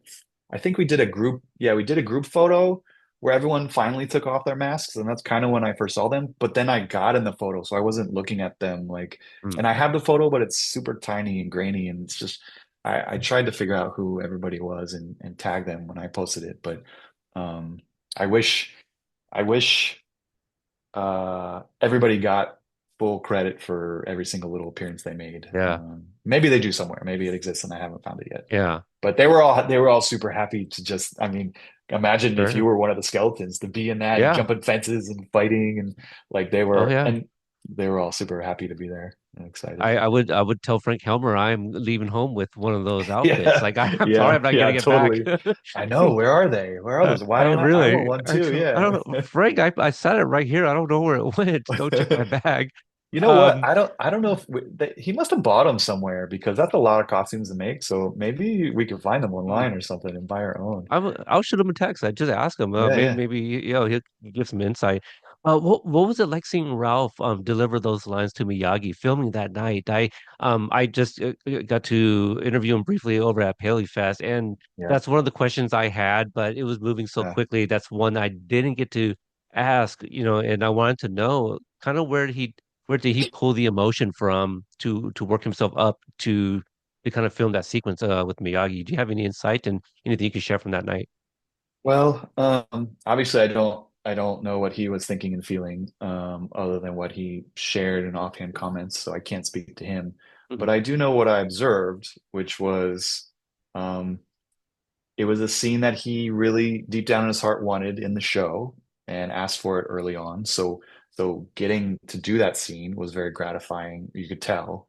Um, and the preparation he put into it, because like the actors don't have much time to learn this choreography. So like they're literally uh I was watching Ralph learn and practice that his moves on the Saikai Taikai mat, on the red mats, while like in between another sequence the day before, and maybe even that earlier that day. It was like right before he had to shoot it, and he was very focused and wanting to get everything right. And as far as pulling the emotion, I would imagine, again, I don't know what's going on inside him, but I would imagine because I know Miyagi's legacy, not just Miyagi's legacy, but oh my God, why am I blanking on Miyagi's real name? Silvers? Oh, No, Pat Morita? Pat Morita. Jesus. Like sometimes I'm not very good with names, so sometimes it'll Yeah. just escape me. I'm all visual, There's a so lot like of I can there's still. a lot of characters. No, I Yeah, totally get it. no, but I should never forget Well, Pat Morita. But right. my brain works in pictures, not words.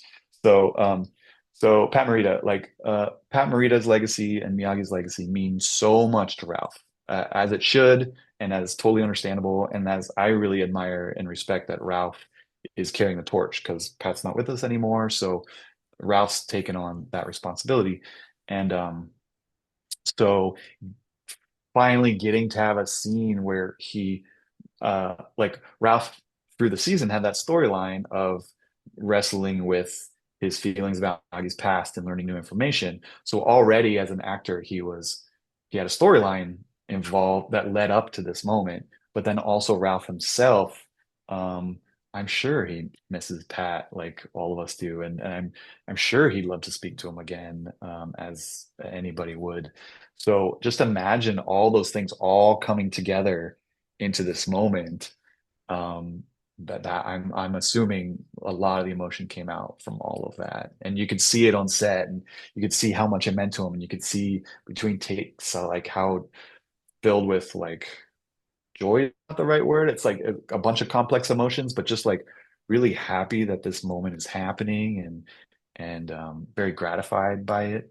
So it was a very special and emotional night for him and even just for all of us watching, you know. Yeah, again just looking at your guys' pictures, and I love the one with like Ralph and his stunt double. I don't think you were the third person, but they're doing the There Spider-Man was. pointing at each other. Yeah. There's three. It was the stand-in, the stunt double, and Okay. Ralph. And Yeah. they were doing the Spider-Man pointing thing. Yeah, that was super fun. Yeah, that was a lot of fun to see. You also got to do like a Cobra Kai version of the locker room scene with Robbie's Yes. in July.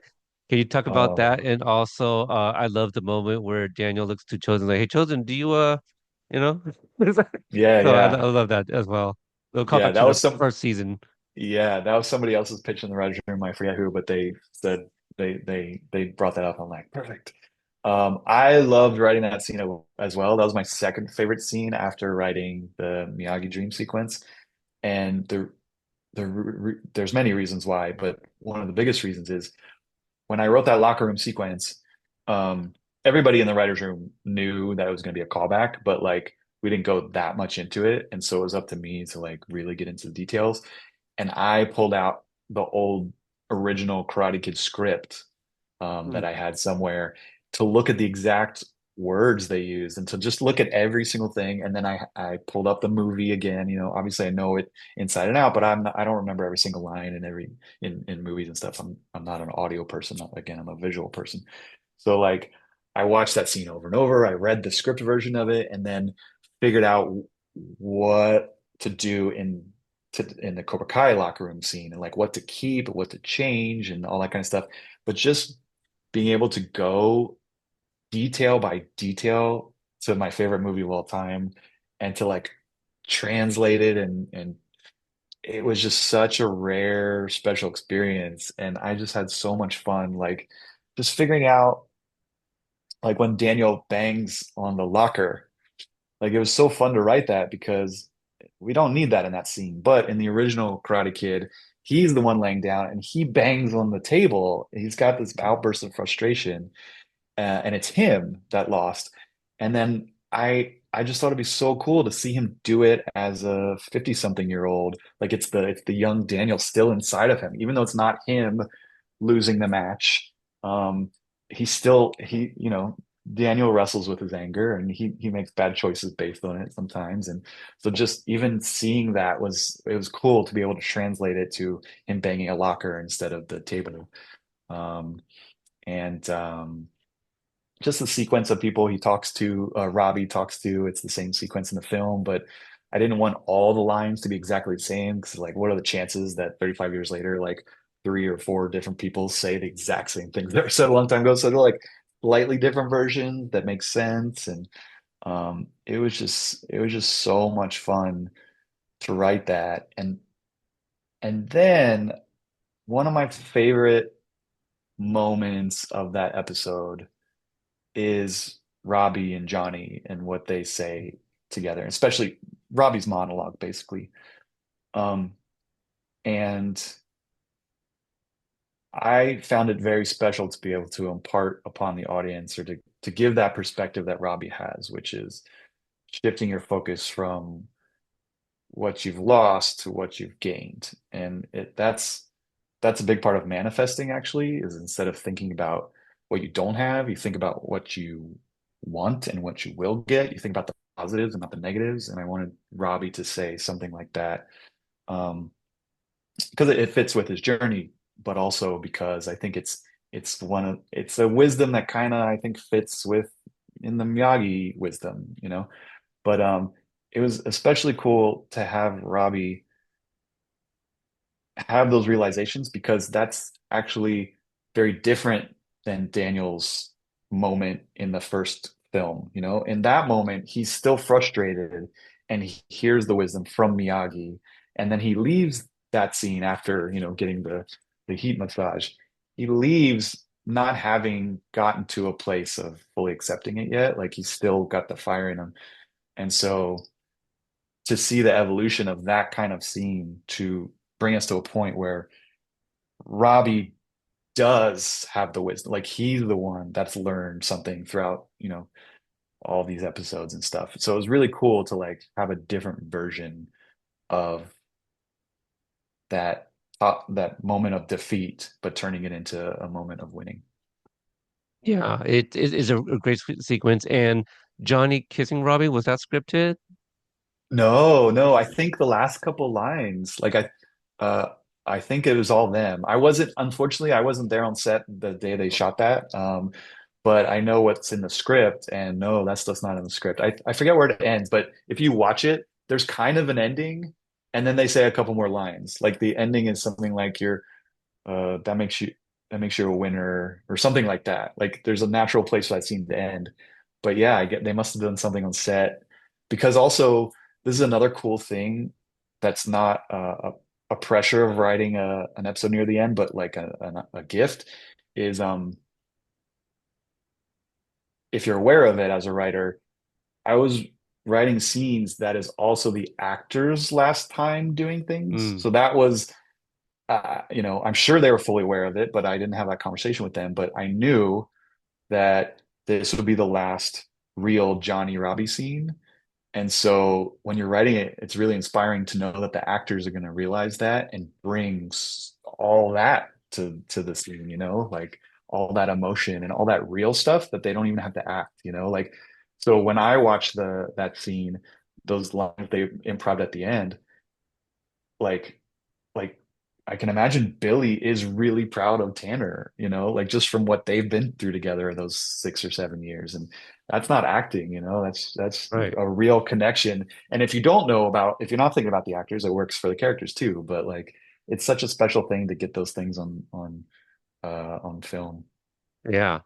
Something else we got on film. Fans of the original Karate Kid film has been waiting for a moment like this with Johnny and Kreese in the Yeah, hallway.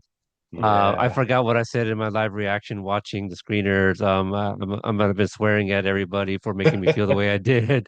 Beautifully written, Chris. It's why I think about that episode so often is Billy's performance in that speech to Kreese. Can you, Absolutely. yeah, talk about breaking that speech or that dialogue?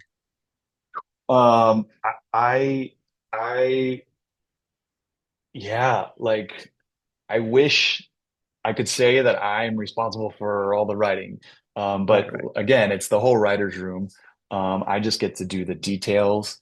Um, but there was when we were talking about that scene in the writer's room, um, I had an idea of what it could be and all the potential it had, but I didn't know what the appetite was with the three guys about how emotional it could get.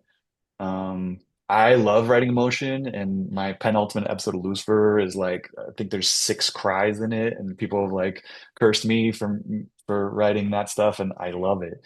That's Yeah. why I watch stuff. I love crying when I watch shows. Yes. Like I like the exercise of emotions and all that stuff. So I love writing it too and making people feel that way. But in this new environment where, it was my first, I was the new guy and I didn't know how emotional they wanted to get. But then Josh started riffing on what Johnny was going through and what he could say. And he just went on this big riff. And I got emotional hearing Josh doing it. And I was like, holy crap. Like, and Josh is basically giving me permission to go all the way, and I wrote down as much as I could about what he said because it was amazing. And so I took that and I felt like I had permission to go full cry, and I had all this great material from Josh and what the other writers contributed. And so when I sat down and put myself in that scene and wrote it out, I used a lot of what was said, and then I tweaked some stuff and added some things, and um, I, I I write a lot of. There's an episode of Lucifer where Lucifer has a similar scene with his father, who happens to be God, and in that scene I got to make them cry and make the audience cry. And so like there was a hug involved in that. And so with the Johnny Crease hug, I was like, okay, I'm gonna do a hug, but like it can't be easy. Like these are not huggers, you know? So Right. that's why you have that like little bit of a struggle. I forget exactly how it happens, but I wrote it I like it feel was like Johnny kind of slaps his arm away at yeah, he first, slaps it right? away, like doesn't want the hug, and it's like all that stuff. And I in the script, I think I wrote it like two grizzled cowboys, like not in touch with their feelings, but you know, like I wrote that little reluctant hug thing and and yeah, so it was it was just so much fun to have permission and to have the great material supplied by the other writers and for me to like refine it or whatever and then put it in the scene and I knew it was everybody knew it was a great scene and I think some of the execs emailed me and they're like, "You man, I cried reading a script. I never cry reading scripts." And so we knew it had a lot of potential. And then unfortunately, again, I wasn't the Robbie locker room scene and that hallway scene were shot the same day, and I couldn't be there that Um, day, so I missed the shooting of that. So I didn't see how it went. But then the next time I ran into the showrunners, I think it was when we were shooting in LA. Hayden came up to me and he had just seen a cut of that scene, and Hayden was going bananas. He's like, wait till you see this scene, like wait till you see what Billy does. And like he just couldn't stop talking about it. And I was like, damn, like cool. I guess this went really well. And then I watched the scene. Actually, the first time I saw it was at the premiere on the big oh screen wow. at the No Egyptian. shit. Yeah. Okay. Yeah, I decided to not watch any of the cuts ahead of time because they didn't really need me. Again, there's so many people higher level than me that were taking care of everything way more than there was on Lucifer. And I did a lot on Lucifer um, in editing and watched all the cuts and gave notes and all that stuff. But this time, because I was a fan of the first 5 seasons, I was like, I just want to kind of keep being a fan, and it's impossible for Yeah. me. Be, being in the writer's room, I know everything that's going to happen. Writing scripts, I know what's going to happen. I know all these details.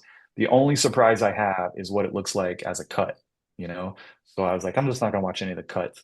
And so that premiere was before it came out on Netflix, the night before. And so I watched it with an audience on the big screen Right. and saw Billy's performance and Marty's performance, and I was crying. I was like, the tears were flowing.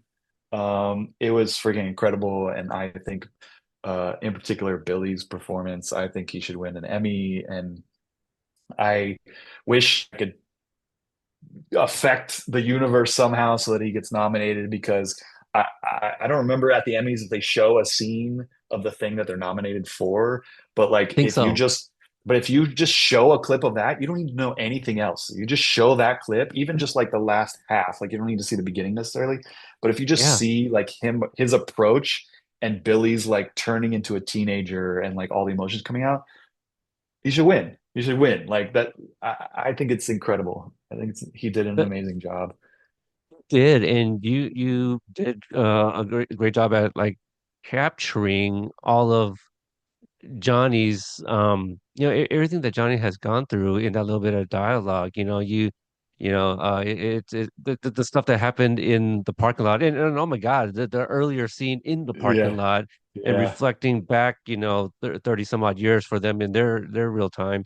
But yeah, yeah, you're right. If they show even that second half of his dialogue, he talks about it all being abandoned and he couldn't trust anybody, even himself. It's just so much is going on there.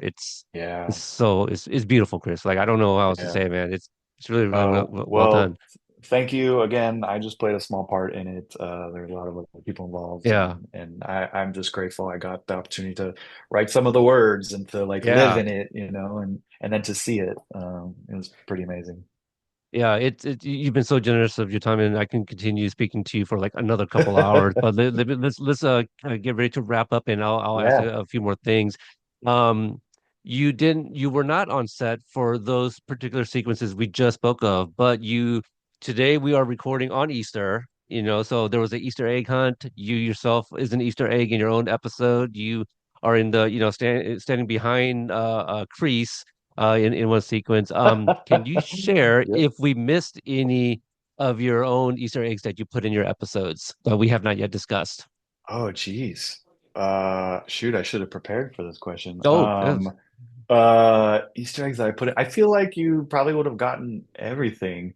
Uh, to be honest, like I put way more Easter eggs in Lucifer than I ever did in Cobra Kai. So I can think of a ton of Lucifer ones, but like in Right, Cobra right. Kai, like the Easter eggs are usually I don't know if I even consider them Easter eggs. They're mostly just references, like Yeah. I'm trying to think. I don't think I hit anything. Um, and to be honest, because like again, I was fairly new to the show on that side of the camera, so like I didn't I wasn't as involved as I was on Lucifer, where I knew exactly how everything went, and so I was more empowered to put in super secret stuff. But on Cobra Kai, no, like there's a lot of other people hiding stuff in there, like Yeah. costume wise and stuff like that. And I'm trying to think. I feel like I'm No, yeah. disappointing you. Like, I could, no, no, it's quite all right. I'll put you on the spot. yeah, That's a yeah. huge, broad, Trying to broad one. think.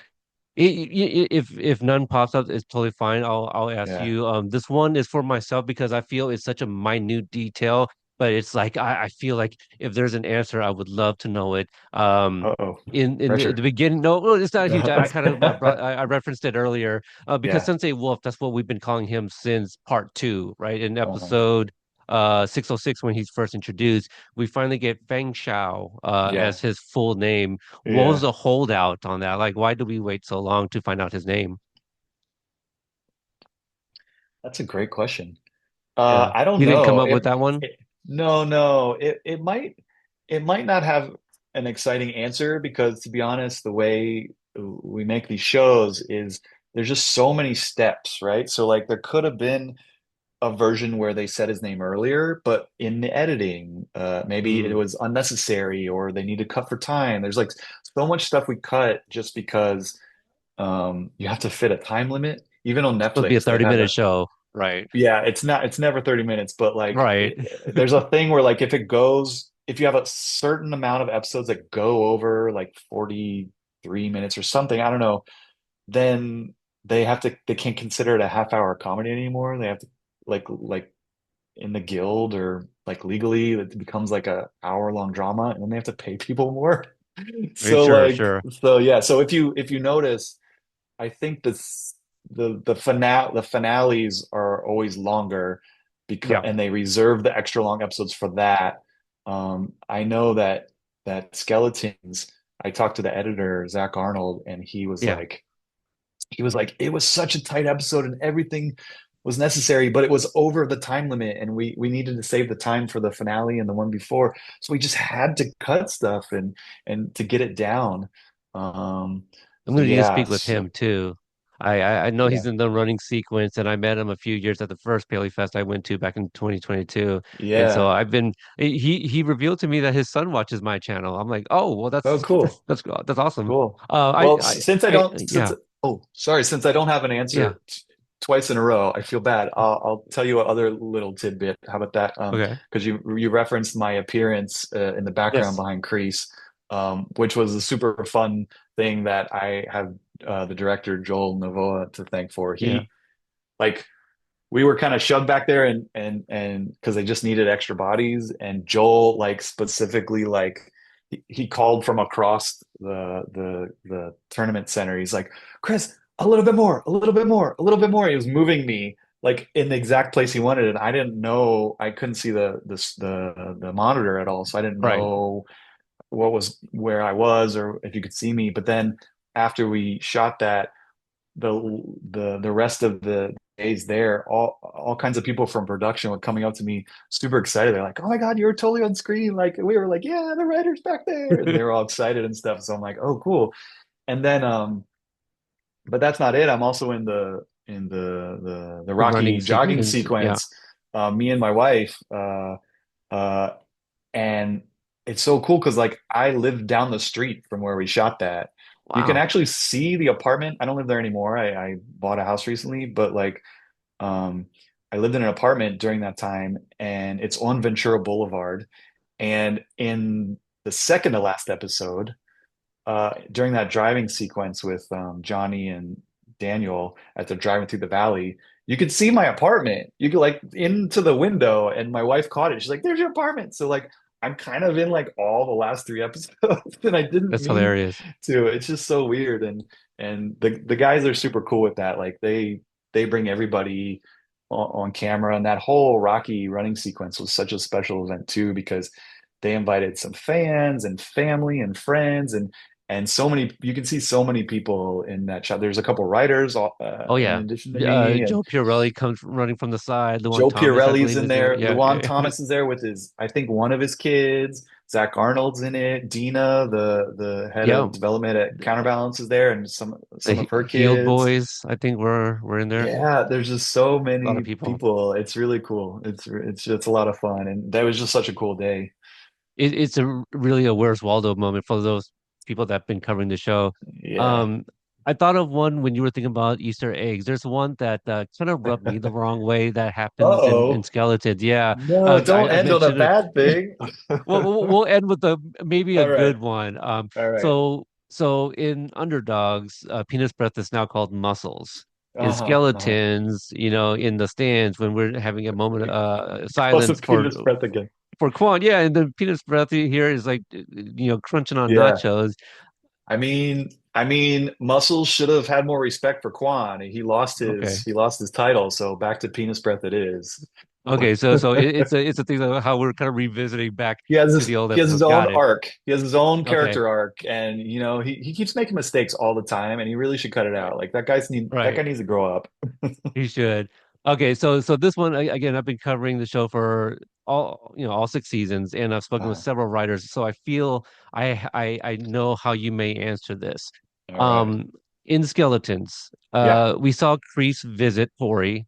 He has his dialogue with her, and then Yeah. we see that beautiful sequence between Kreese and Johnny, making up and asking for like this one last favor or whatever. Yeah. Has Kreese does Kreese have any sort of hand in orchestrating what leads to Johnny going back to Cobra Kai? Did Kreese have some sort of like foreknowledge or have any idea like let me somehow give this back to Johnny, but not in a way where it's me directly giving it to him. He's gonna have to on his own make that decision to ask it back from Kreese because Yeah. Yeah. it's not very concrete there at the end, and I feel it's kind of left to our own Yeah. interpretation. Which is usually good to leave, but I think it's fairly simple, to be honest. I think it's there on the screen, which is um, at the beginning of the episode, not the very beginning, but the earlier scene of Johnny and Kreese. Kreese admits to how he felt about Johnny bringing Cobra Kai back, right? He said he was proud of that he brought it back, but it was in a different way than he wanted to. But then I think it's still there. I don't know. I might be remembering script. I'm not sure if it's on screen, but like basically Kreese is admitting to Johnny his mistake of trying to control Cobra Kai and that he should have let Johnny take the reins and let it evolve, right? That's Kreese's big admission. And again, I can't remember if it's fully spoken or if it's just in script, but that's the intention is that he's saying like, I should have let you do your thing. When I came in and tried to take over Cobra Kai, I shouldn't have done that. And so right there, he's he's he is passing the torch to Johnny. Like he's giving all of his ownership of Cobra Kai to Johnny in that moment, whether he says it or not, right? He's stepping aside using, I think, Kim Dae-young's words from a previous episode to Kreese. Kreese is using them again in this episode. It's like time for me to step aside. Oh wait, he says that to Tori. Sorry, he says Yep. it's time for him to step aside. But that's what he's doing with Johnny. He's stepping aside. So then in the final Kreese Johnny scene in the hallway, I don't think Kreese he's not manipulating Johnny or inceptioning him or planting anything. Um, in my mind, uh, I think genuinely he wishes he could do something to make it up to him, and I like to think it's Johnny's idea. Mhm. Um, uh, I'm not That's exactly what we would sure. all hope. Yeah, as yeah. I fans, mean, right?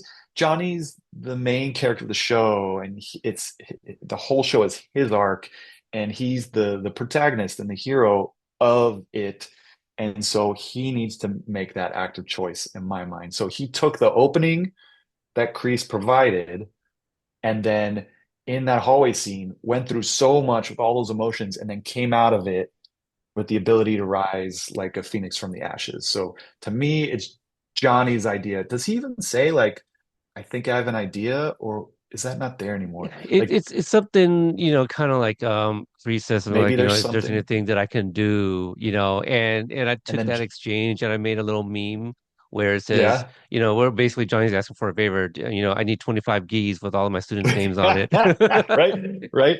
Maybe not so fast. He only needed three At geese. least He only needed at three least geese. three, yeah. Yeah, so I don't know where they got those keys.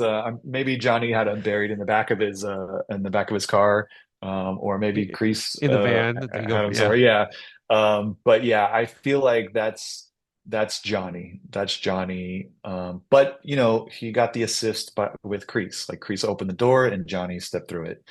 In right. my mind. But if All you want right. to make a different version, it's up for grabs. No, no, we like that. I think that's what we would all, if there's any sort of like validation, like, okay, well, one of the writers in his mind, this is what it is, and that's what we would all hope, because then that takes a little bit away from Johnny, and again, Yeah, adding more to the redemption of Kreese when some people are like, well, we don't need that much, like this is yeah, good, but please yeah. let this be all Johnny's work, kind of deal. Okay. So I Well, just, in my yeah, mind, it's all Johnny. For what it's worth, it's there all you go. Johnny. I try to get some of these stuff ironed out for all the people that are just like, please, we want to know. That's how we are in the fandom. Chris, again, thank you so much for your time. Is there Absolutely. anything that you can plug, anything people can kind of keep an eye out for if they or even if you welcome the interaction on social media?